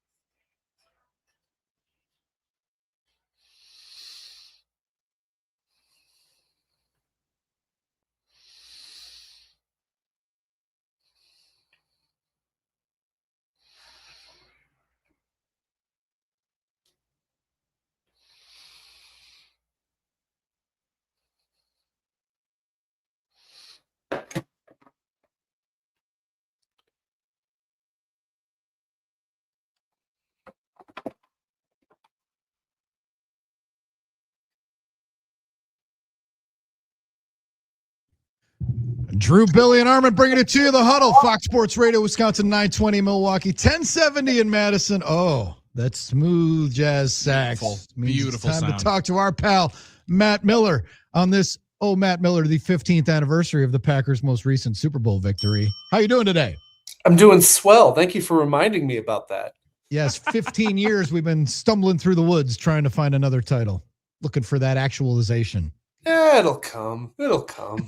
It'll come. I love that. See, Matt's that's Matt's got a relationship with somebody that's a Notre Dame fan. You want to talk about somebody that's dreaming of that title again. I mean, like that happens. Like you go through the wilderness and then it gets better. And then it will all get better. And then maybe we can all celebrate and party down Wisconsin Avenue like we did in 2021. It would be a glorious thing to happen. And the best thing would be we'd be celebrating and Lions fans would do what they always do and complain and cry and then call other franchises poverty franchises. And then, Thank God. That's just right. suck for another 20 decades. Matt, thank you for pointing the venom towards the Lions fans for a little bit, because they just sit back and have gotten a little bit of little brother treatment and love. And then when they get bounced out and dubbed at their own park in the first round of the playoffs as the number 1 overall seed, was like, hey, welcome to the big kids table. Welcome to playoff football. This is what it's like. Now you can live in what real pain is like, unlike your 5 and 12s, which you lived with for. Yeah, they were real cute for 5 minutes there. And then they decided to act like they were champions of the world. Greatly appreciated it. That winning 14 games in the regular season apparently is something that merits a banner raising. So, I mean, for them, though. It's a shame. It's a shame. It's a shame. All right. So, Matt, if you're agoraphobic, that's the fear of crowds, right? Ooh. Isn't it? I thought that was spider. agoraphobia? Oh, that's acrophobia. Yeah. I think that's agoraphobic.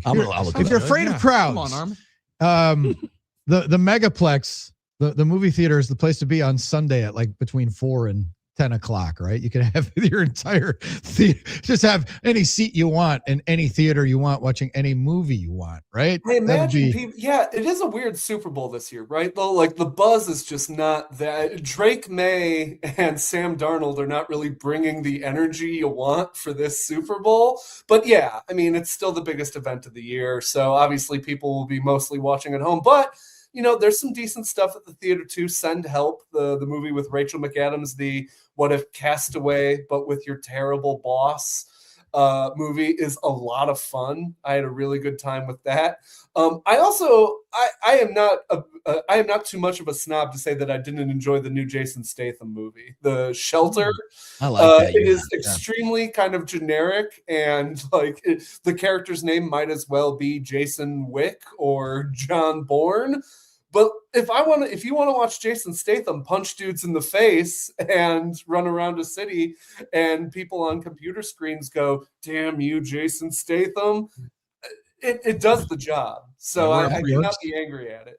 That works. Appreciate those. I was just looking at the last few Super Bowls. The least watched one, speaking of the matchup, was Tampa Bay, Kansas City of recent vintage. I think maybe it was a blowout too, and some people turned it off. Is that possible that would fudge with the numbers? That could actually, yeah. Because that was 101 million. And that's star power. Oh, a mere 101 million. Exactly. But that's the lowest one, and it's funny because then you had the COVID and you had I was going to say it was during COVID, so I would have anticipated it was higher. No one was doing anything. Maybe it is the secret of the markets. Even though you had Tom and Patrick, you didn't have the markets. That's interesting, actually. Yeah, that COVID had the lowest everybody's home. I would have thought everybody would have been watching. Exactly.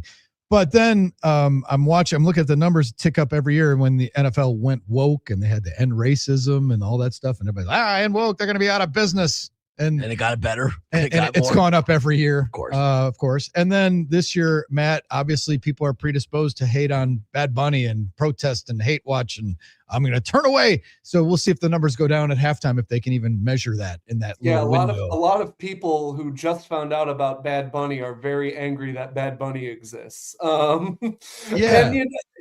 I'll be interested to see what the ratings say. I do believe they are able to, measure, who sticks around for the halftime show. honestly, I'm sure Bad Bunny will absolutely crush the other halftime show, in part because people are lazy during the Super Bowl. People aren't going to want to change channels during the game. Like, they're eating, they're watching the commercial. That's what I think too. And they're going to hate watch it. And like, absolutely. What channel is the other halftime show on? No idea. These are the kind of questions I don't like to ask when it comes to the Super Bowl. Yeah. My goal is turn on TV. There's other things on. Well, it used to be the Puppy Bowl for the next 6 hours. But I don't even think the Puppy Bowl was like, because you're right. I think you're too busy to do it. Yes. Unless you really are passionate about changing the channel to make your mark and to, fly your flag and say, I was the one that did my part. But if that's true, then you're probably more likely to hate watch because you're so obsessed, like you said. Can I just say something too? You brought this up. The Puppy Bowl's overrated. Every Super Bowl comes around, I'm like, let's watch some of the Puppy Bowl. Billy. And then we do, and it's like fun and cute for 3 minutes, and then you're like, and this goes on for another 4 hours. I think I'm good. William, do you need a moment? Do you need a moment? Yeah, William? it's cool when the Boston Terrier does. Then you need to see the Cocker Spaniel do it. And can the boxer do it? I don't know, but will the French Bulldog do it better than the English Bulldog? I would completely disagree with it. You got to see all the breeds roll through, Matt. Come on. People do Where's like this dogs. Puppy Bowl? By the way, to answer your previous question, the agoraphobia is an anxiety disorder characterized by an intense fear of places or situations where escape might be difficult. Okay? It's kind of like crowds. But the fear of crowds is aclophobia or anaclophobia. So technically you're correct, Drew, but this is a very close one. I think, so you're afraid of just not being able to leave somewhere is the first one. You wouldn't be able to stampede escape. with the exits. That's what it is. If you ask me, the psychiatrist needed another book to publish and stuff. That sounds like a name book one. Phobias. That sounds like the name book where they find 5 different ways to spell Justin. And one of them is the 14th most famous name in the country right now. The other one's the 848th. If you miss Justin with the Y, or like how German has like words for like extremely hyper specific emotions, where it's like, no, we don't have a word for sadness. We have a word for the sadness that happens when your friends leave a party, but you wanted to hang out more, but they had to go check on their kids. And it's like Germany has a word for that specific emotion. Yeah, like, Armin used it yesterday. With phobias now. Okay. Now, I'm in the rabbit hole. I'm in a different rabbit hole of the ratings thing. And that 2020 game, which you would think, and again, Tampa Bay, Kansas City, that game, in Vegas for it. 101 million viewers. You know who the halftime show was that year? Say it again. What year? I was at the Lynx. I don't remember. 2020, the Super Bowl. That was the Tampa Bay and Kansas City, and had the lowest rating. Now, the game obviously dictates some of that, right? Because if it's a blowout. Can I make a guess? Go make a guess. I think it was at the weekend year. No, that was 2021. I was so close. I thought I actually had one. It was another international star. Pitbull. Shakira and J-Lo. Yeah, see, those are technically international. Well, Shakira is. J-Lo is international. Jenny from the block. About that one too. People were like, they were shaking their disgusting butts on camera, and my children saw. And how dare they tell my children? I remember my mom didn't like the way Beyonce danced. There's always something about it, But Matt, the commercialism, the NFL's in the entertainment business. They just announced Cowboys are going to Rio. Like they're playing all these international games. They're marketing the Super Bowl, and the Super Bowl halftime show is for people who don't watch football. Because we know we've got the football audience. So we're trying to get the non-football audience, and they're trying more and more as they're trying to spread their tentacles globally to get an international audience. Exactly. So if you can just look at it analytically, it totally makes sense. They're not trying to be woke. They're trying to make money. They're trying to make money. Yeah, it's the thing where, everyone's like, why isn't there a country halftime act? And it's like, well, if you took a Venn diagram of country music fans and people already watching the Super Bowl, it's one circle. They are trying to bring people in who might not otherwise be watching the Super Bowl, that small slice of audience that they still haven't gotten to yet. So that's why they're getting people like Kendrick Lamar, people like Bad Bunny, people like, J-Lo and Shakira. They want to get audiences they don't already have. So yeah, getting a Jason Aldean or a Jelly Roll for the halftime show, you are winning over an audience that has already been won. You are not gaining anything if you're the NFL, and all the NFL wants to do is gain. All they want to do is bring up those numbers. and Bad Bunny is a perfect guy to do that. So it's weird that people are so. And again, this is a man who's won several Grammys and has best-selling songs and all this stuff. Like, it's not like they pulled some random guy out of nowhere. Just like some miscellaneous name, and we're like, we have decided you are our new king. You know, he's hosted SNL and been the musical act, right? Like that's in the same show, right? Yeah, so pretty solid. It's like I get the best way to sum it up in a sentence to me is, usually artists get a little spike in downloads and maybe awareness, and they make money off of this. The NFL needs Bad Bunny more than Bad Bunny needs the NFL. At this point, yeah. They do. I mean, that's for exactly the reason they're trying to reach audiences and make people. I don't think the NFL needs anybody. I don't think the NFL needs anybody. I agree with Billy. But the NFL, that's the most successful. That's like saying, ever. That's like saying, Bill Gates and Elon Musk and Peter Thiel and all these guys, these billionaires, they got enough Bezos. Well, they got sure. enough money. Okay, so they want more. Maybe needs is the the wrong NFL word. doesn't need a bigger audience. It's the biggest show of. They want bigger. They want think more. needs is the wrong word. Yeah, maybe want. Maybe They wants want more. Maybe Well, that's want. just it. That's what they're trying to do, and there's no other motive than that. And this is the people who watch the Super Bowl. This will be the only game they watch, not only of the season, of the year, maybe of their life. Yeah, some. I mean, like, again, I just like it happens every year though. Like every year, the same 100 million people watch it. So like I don't know. Again, maybe I just 20 million last year. Yeah. So but I don't know that they won't watch it then next year. Like, so I think they will. It doesn't I also affect struggle it. with I it because agree. again, admittedly, openly, don't give a rip. Like, it's the last thing that I care about in the midst of the game. It's the biggest game of the year, but it'll draw conversation, and it absolutely does. I just think it's more fun because it gives us the time to be able to put the kids to bed and not miss any action. Because I really don't care who's dancing, who's talking, or what halftime show is on.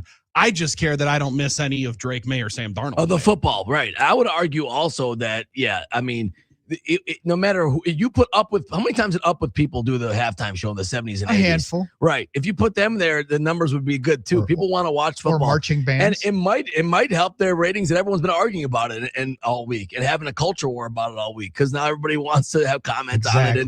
So maybe that's part of it too. I say bring back New Kids on the Block. They did it in 91. It was great. Let's bring them back. Come on. There you go. Why not? Let's go. And if you don't like the music, play whatever you like on your own device. I mean, that's just my point. Yeah. Play the Huddle. Harmon once again going to be playing LFO over the Super Bowl halftime show. Yeah, 100%. Yeah, rest in peace, Rich. Rest in peace, Devin. They were ticketed to the halftime show, I'm sure, before unfortunate events. They had a good chance. Yeah, they had a good chance. And what act these days, what isn't political? Because Taylor Swift is probably the one. She's in that Bad Bunny, the biggest star in the music industry, right? If she played it, people would say, K-pop Demon Hunters Golden. That transcends politics. Yes. Just that on repeat for 15 A marching band. Let's go back to marching bands like they did in the 60s. How about that? Yeah. I always was a fan of the mashups when they had several artists. Sure. I kind of like that. Yeah, like the whole Nelly, Britney, all this. Yeah. Well, and the best one of recent vintage was the Dr. Dre, Snoop, and it was amazing. That whole deal. Well, and I imagine he'll bring somebody out, right? Like I would be stunned if nobody else joined, right? Like that's part of the allure. Who's going to show up? There's got to be some kind of prop bets on that. One offshore book is saying how many different people are going to join, most likely. Yeah. So, Matt, what are you looking forward to most this weekend? I always, honestly, I'm already looking forward to the Olympics. I am a stereotypical Wisconsin Olympic lover. Already started watching some curling and ski jumping yesterday. There we go. Come on now. They sweeping? I love it. Yeah, they were sweeping. Listen, Estonia, Sweden was wild yesterday. Great time. Really good game. So I'm really excited for the Olympics, and I'm always excited for the movie trailers. I miss the days when the studios would really try to sneak a trailer into the Super Bowl, and it would be your first look at a new movie, and it would kind of silence the room, and everyone would be like, "Oh man, that looks incredible!" A Cloverfield, or I remember American Sniper's trailer when that dropped during the Super Bowl. That was a real room silencer in terms of that looks really good. So I'm excited for the movie trailers. I know we're going to have Supergirl. We're going to have the Disclosure Day, which is the new Steven Spielberg Alien movie. Super Let's Mario go. Galaxy movie. There's going to be a trailer for that and a trailer for the Michael Jackson movie as well. Yes. And maybe another one snuck in there. We'll see. Let's go. You might have to jump on with us on Monday to talk about that. About all Oh these. gosh, twist my arm if I got to talk to you guys.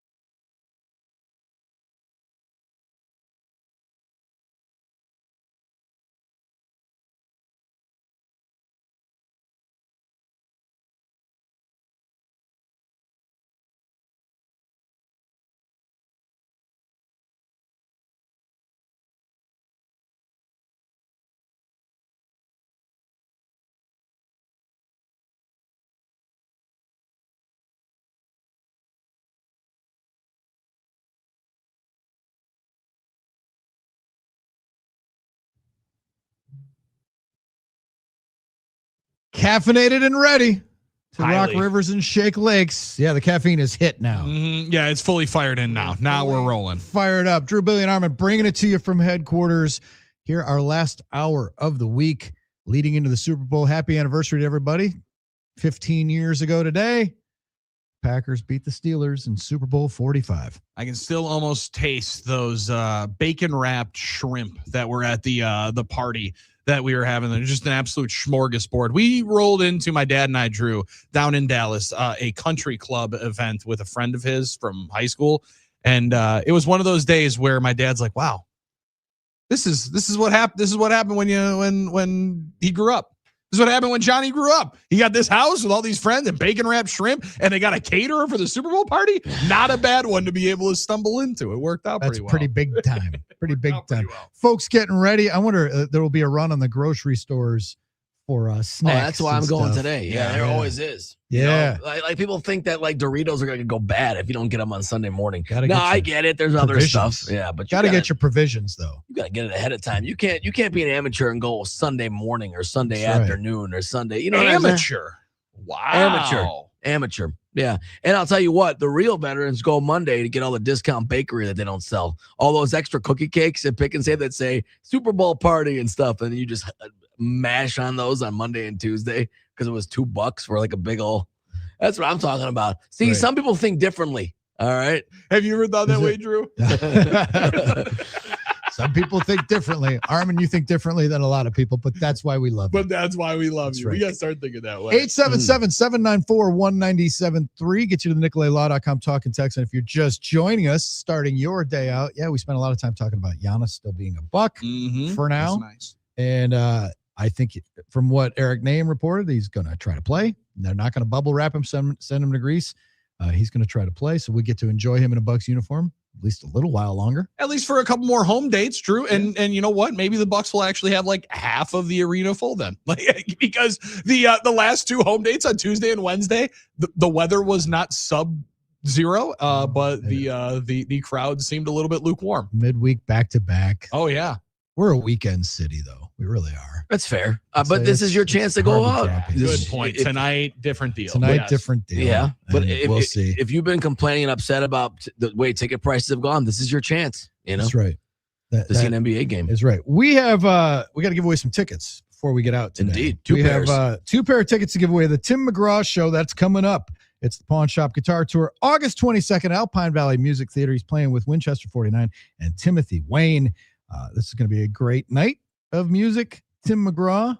It's going to be amazing. Who Billy only knows really as the guy from The Blind Side. Yeah, that and then I do realize that I start learning more and more songs when my wife was playing it. She's like, wait, you guys are giving away tickets to the show. What? Yeah. Oh, I know this tune.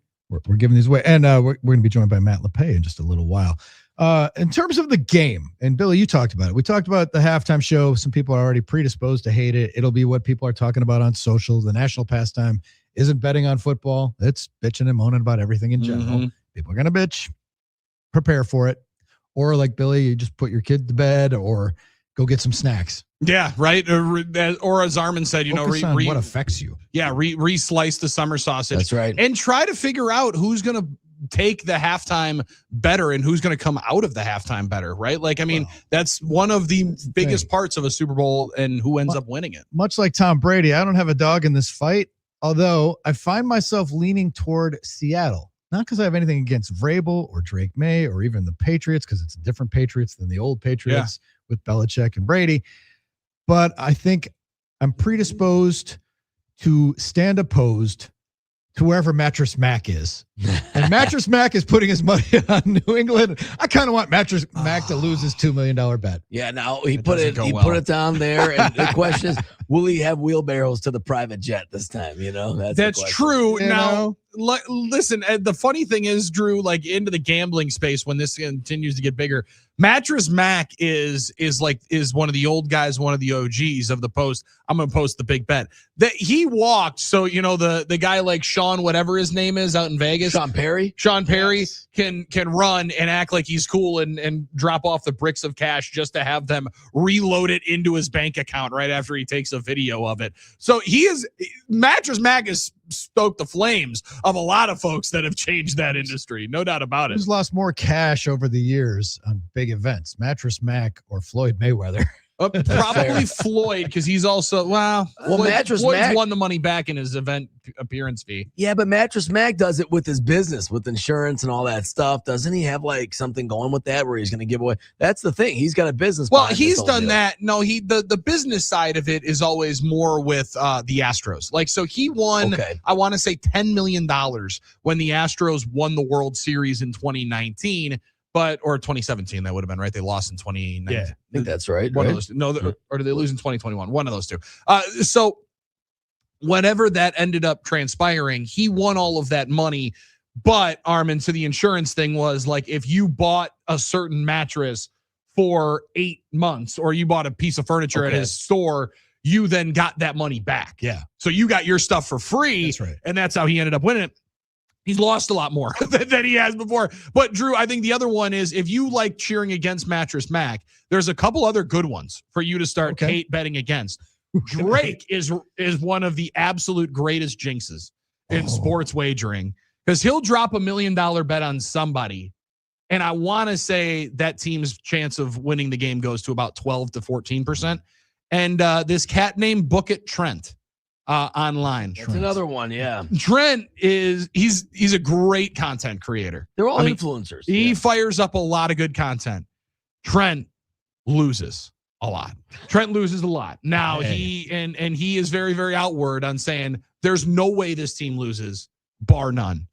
And that team's almost guaranteed to fall. So now that I know Mac is on the Pats, I probably should have done this before I gave the winning edge, which you're going to hear coming up in about 30 minutes. I'm excited for that, though. I got my notes ready, my notebook ready. Wish I would have known where some of these big wagers were coming in, Drew. Because there's there's the times on Sunday Night Football where I like to fade the public.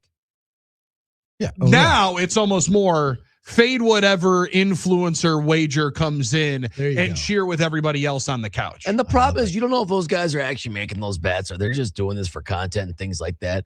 That's why I like listening to The Winning Edge by Bill Schmidt, presented by Potawatomi Sportsbook. Because I know Billy puts his money where his mouth is. I've seen him at that kiosk. Way too much of my own. I've seen him at that kiosk. Okay. Yes. All right. Yeah. You've seen the screen all of a sudden start smoking after I've sat there for 25 minutes. Just fine. That's okay. That's what it is. You know? Right. In terms of between the lines, I do think Seattle's a good outfit, and this is going to be it should be a pretty good game. Key to me, and Bill, you tell me if my logic is flawed. Can Drake May engineer explosive plays? Can he rush for 60 to 70 yards and bust some stuff open? Can he generate explosives against that D? Is that in the cards? It's got to be, Drew, and he's got to be able to do something with his legs. I also think, that they ran Stevenson so much in the Denver game, and I struggle when you look that pedestrian in a game to not think there's a little bit of regression towards the mean, where they're going to be a better offense coming up into this game. But they're also not going to have to deal with a blizzard. They'll have to deal with a heck of a defense in Seattle. But I think they can block up Seattle well enough to give May enough time. And I think Travion Henderson is a fascinating player in this game, because he gives them a real explosive element out of the backfield. But listen, they're only going to win the game if Drake May has a big game. And I think if they protect him too, right? He's been sacked 15 times in the playoffs so far. That's a big factor here. So I agree. They're going to use those running backs a lot, probably to pass protect. So they'll be in the mix for they'll be in there. Yeah, no doubt about it. Yeah. How big a factor is the Charbonneau absence? Will that be amplified or magnified at all? I think it's decently big, Drew, because the New England run defense is legit. I mean, it's top three in football against pretty much every metric. And that's how Kubiak's system is built. Like, you got to be able to run the ball to allow Sam Darnold to have some free looks. Give him time. And the interesting one is, Drew, like, we're always going to go back to what we knew. It's hard. You can't remake a first impression, right? Yes. A lot of people's first impression of Sam Darnold is the ESPN Monday Night video of the I'm seeing ghosts. Yeah. There were also like twice during the playoffs, and Justin Herbert, who got an MVP vote last night. That was interesting, huh? Yeah. Said to like Patriot players after the game, we had no clue what you guys were doing. We had no clue what you guys were running. So their ability to disguise and throw Sam Darnold off his game, that's one that could be a fascinating one. You might be we've wondered if Sam Darnold was going to turn into a pumpkin. He hasn't in the first 2 games of this playoffs. He's played really, really well. He's one of the big reasons why they're there. But there's still 60 minutes before that clock could strike midnight. Yeah. Drake May came within 2 votes, basically, of being the MVP, right? But very close. One of the closer MVP votes I remember. Won by a vote. Stafford won by a vote. But if Drake May wins, if the Patriots win, it's not a quarterback sport. I get it. But if Drake May does, get that in his second year, the rest of his career, no one can question, can this guy win a Super Bowl? Mm-hmm. It's like an enormous weight is off the rest of his career. Mm-hmm.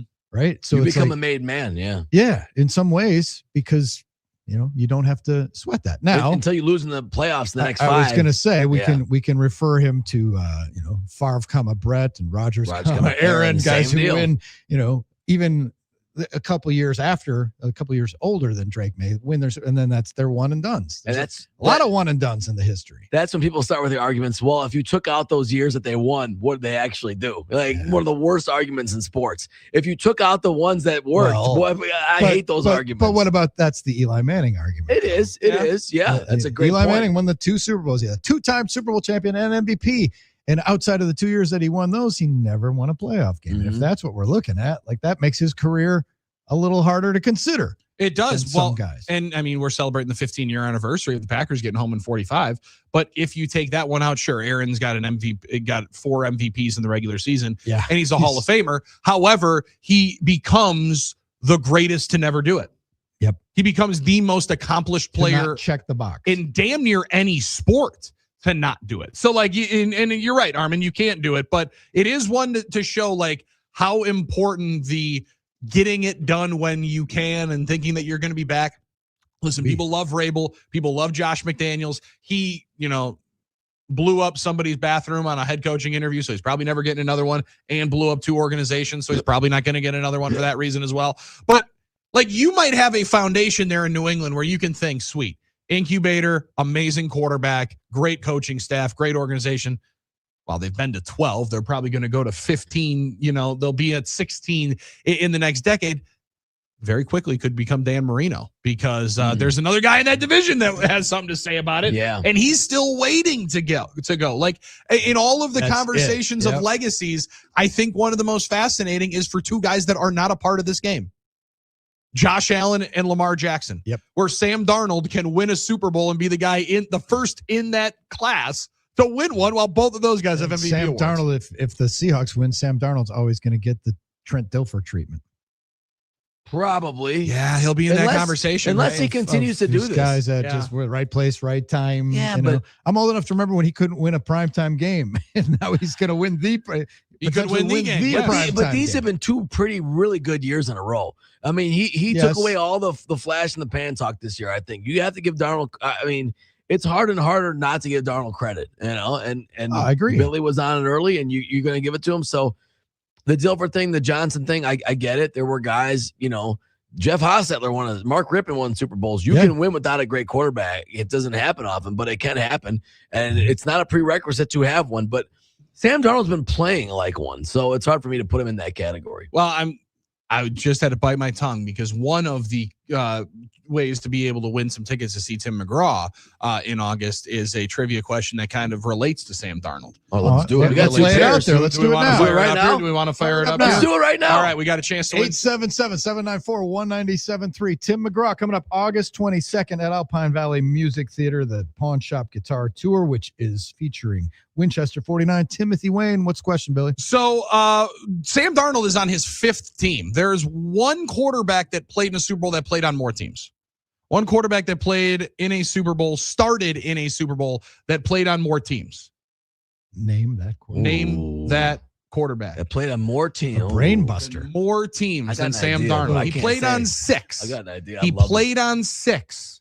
And I'll give you one hint. I think I know. It's post 1980. Right? It's in the last 45 years. 877-794-1973. I can't go back.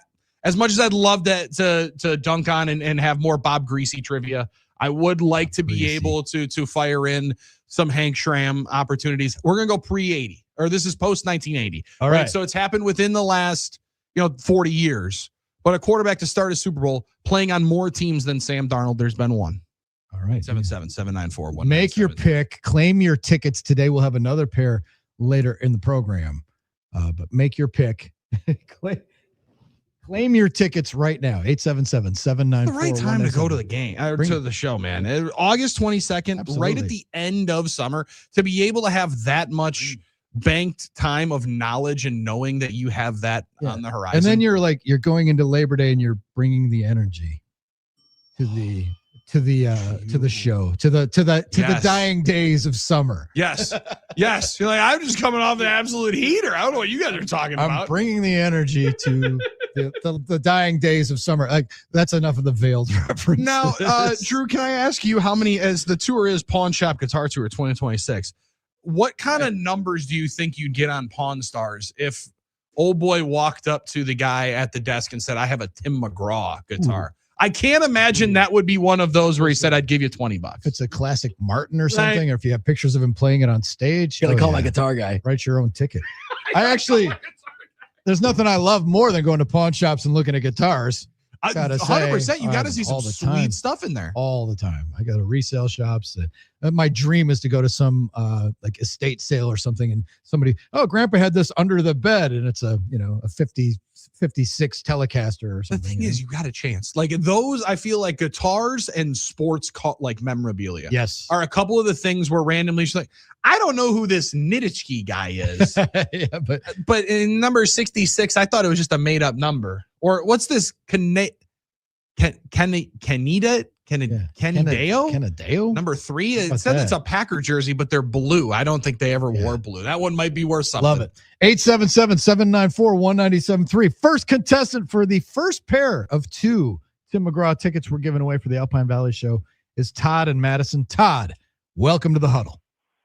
All right, Todd. Thank you. When starting the Super Bowl, there has been one quarterback that has played on more teams than Sam Darnold playing in his Super Bowl here this weekend. He is playing on his 5th team. One quarterback played on more teams before his first start in a Super Bowl. Name that quarterback, Todd.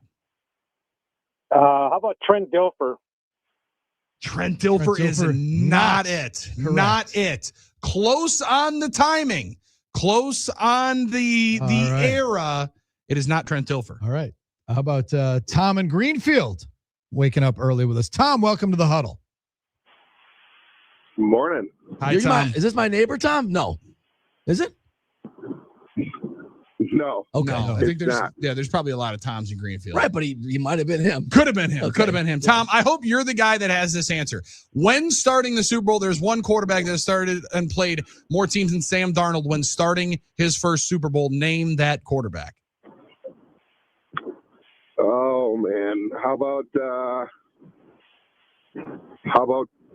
Kurt Warner? Kurt Warner is a good guess. It is not Kurt Warner. Oh, it is not Kurt Warner. All right. Close with the St. Louis Rams. Do we want to go one more hint? Do we want to go one more hint? No, let's go. Kansas Ken might have it. Come on, Kansas Ken. Kansas Ken, welcome to the Huddle. How's it going, fellas? Good, brother. Do you need the question again? One quarterback has started with more teams. I don't. Let's hear it. Who is it? So I cheated. Chris Chandler. It is Chris Chandler, quarterback for the blown out Atlanta Falcons in Super Bowl 33. Played with the Colts, Buccaneers, Phoenix Cardinals. That's right. They were Phoenix for a while. Los Angeles Rams, Houston Oilers, then starting for the Atlanta Falcons, and the Dirty Birds doing the dance and getting drummed by John Elway and company. Good work, Kansas. I didn't have it, and I'll admit I would not have remembered. I gave the wrong hint because I thought it was Nick Foles. I'll tell you, I texted That you was guys. my guess. Yeah. I texted you guys, McMahon. You got it right. I was wrong. Yeah, I thought it was Nick Foles because but I don't know the chronology. Well, and the other part of Trent Dilfer is interesting. He started. Ravens were like his second team that he started for. Kerry Collins played for 6 teams as well, but he was on his 3rd team when he started for the Giants. And McMahon played chronology for 7, but they were all after. They won. That's amazing question. Yeah. That's amazing work. And good job, Ken. Great work, Ken. Hang on the line. Armin's going to get your information. We're going to get you tickets to see Tim McGraw. We got another pair coming up. But first, we're going to chat with our buddy Matt LePay. Come on now. The voice of the Badgers, the UW Hall of Famer, is going to join us next. The Huddle, Fox Sports Radio, Wisconsin.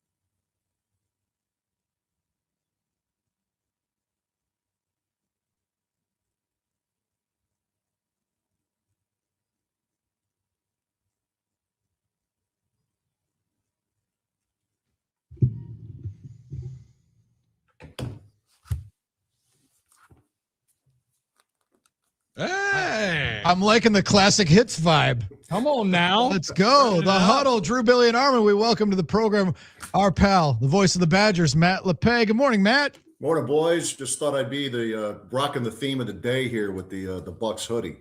Come on, why not? Celebration. I like that. Let's ride. It is a good feeling. Our right? team, our town, still in the state. That's the important one. Matt, I said it's more than just we didn't trade him, so we get to hang around with her for a couple more months. She chose. Well, I say she, like if it was a girl, he chose us. He chose us again with the social media posts. That makes Bucks fans feel good because usually in this state and this city, well, these cities, Milwaukee, Madison, the state of Wisconsin, usually we're cast aside as like, I don't actually care about you, but he cares. He cares. He does for now. That's For good. now. You like Hopefully for the long haul. We'll see. So yeah, that's the great debate. Like you'd rather lose with Giannis than win without him.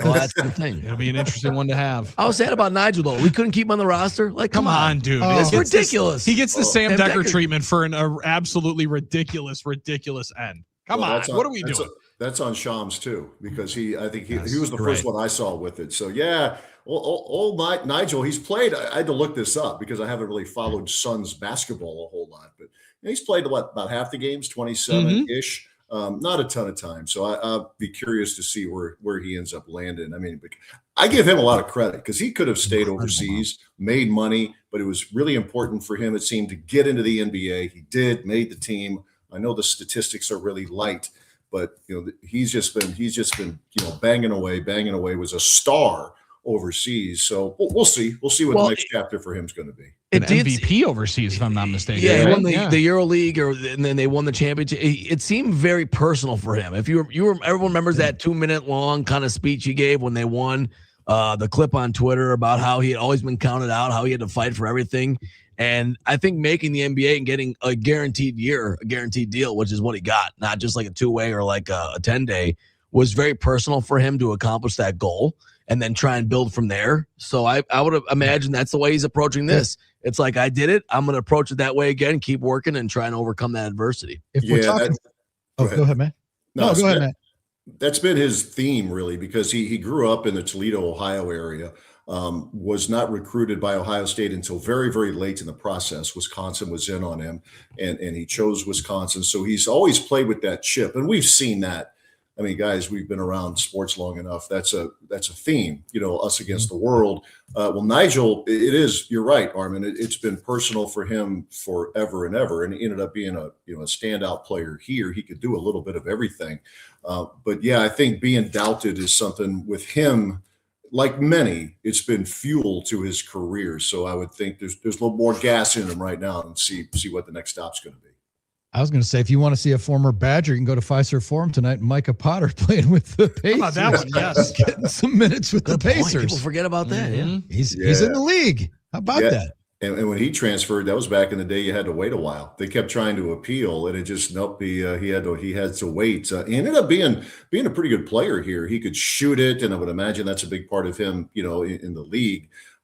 So yeah, I can't say I'm that surprised that because of his skill set offensively, especially, that he would have a shot in the league. So yeah, that was. But yeah, he was in the portal before the portal became what it is today. But he was a pretty good ad and was part of a Big Ten championship team here when the COVID shutdown happened and there was no NCAA tournament. But the Badgers won the Big Ten, or they won a piece of it that year, and Micah was a big part of it.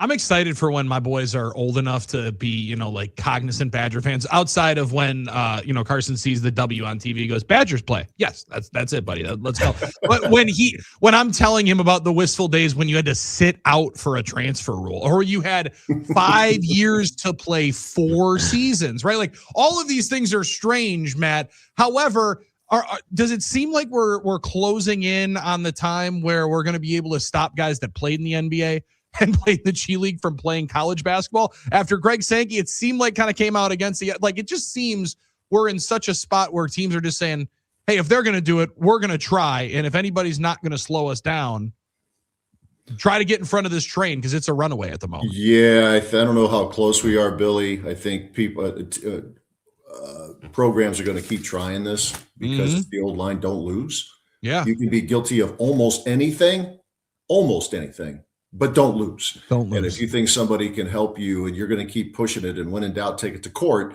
The record is pretty good when you take these issues like this to court. So I at some point, somebody had argued that, hey, if you can't stop it in the regular season, the NCAA does run March Madness. You could declare that program ineligible if it's against your rules, but even that would be taken to court too. So until or unless there is some kind of a CBA or whatever viable alternative, I just think you're gonna have programs. You're always going to have a handful that are going to keep pushing it. That's just how this works. There will be lawyers. Amen. Yeah, no doubt about it. Matt LePay joining us. How excited are you to watch the action in Bloomington? I mean, this could be a good game. Yeah, it's a real big one. This is a big month for these guys. They've got just 2 home games. Indiana tomorrow. They go to Illinois, which is on fire right now. They're playing so well. That's Tuesday night down in Champaign. So Indiana had been playing better. They lost to USC in their last game, but they had been a little bit of a streaky team. They had lost 4 in a row. Then they started winning some games, including against Purdue, big rivalry game, obviously there, and a big one for Indiana. So it's another one of those teams, though. We talked about it during the non-conference, entirely new roster. When Indiana, new coach, 0 returning points from a year ago, but a lot of good veteran players. So yeah, this is going to be, it's just, again, every time these guys go down there, I always think about how this has turned.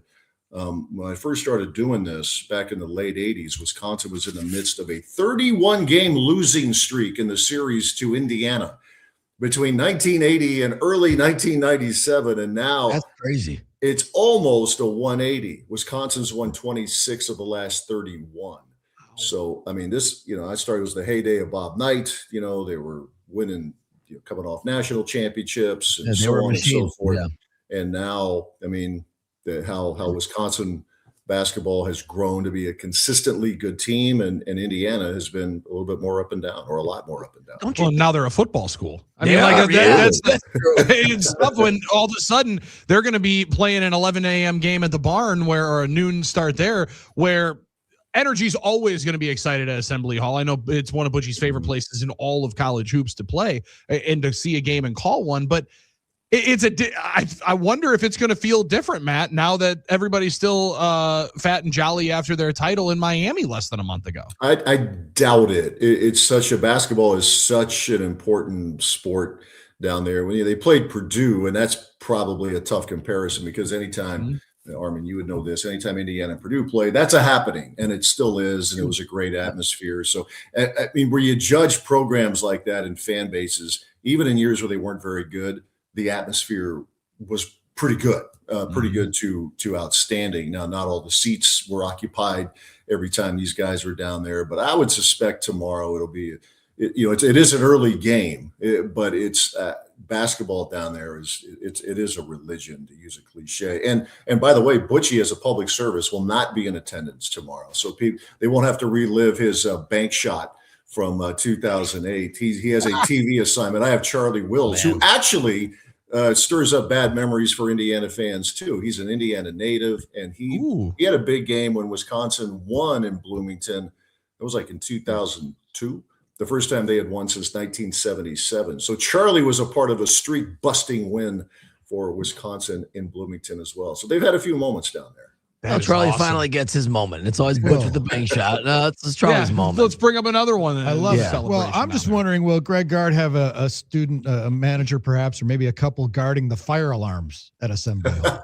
Yeah, the last trip, your Badgers were playing pretty well. They had a little run going.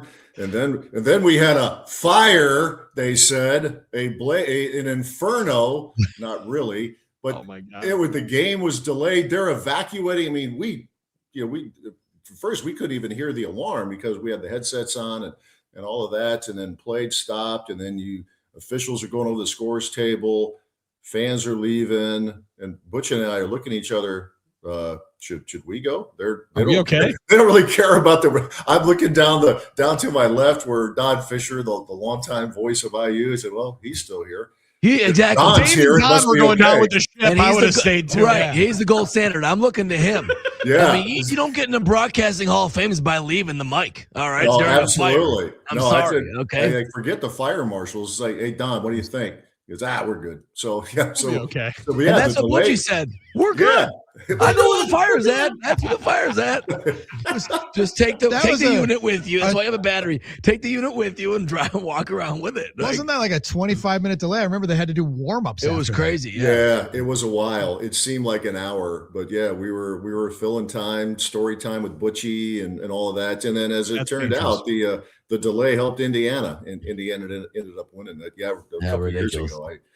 I am reminded of that. So not all moments were good for Wisconsin down there. But. And this is another one of those games that the Badgers have played throughout January where we flipped the calendar, obviously, to February now. We're getting closer to March. All right, Billy knows I keep talking about Selection Sunday, weeks away, but we're getting closer.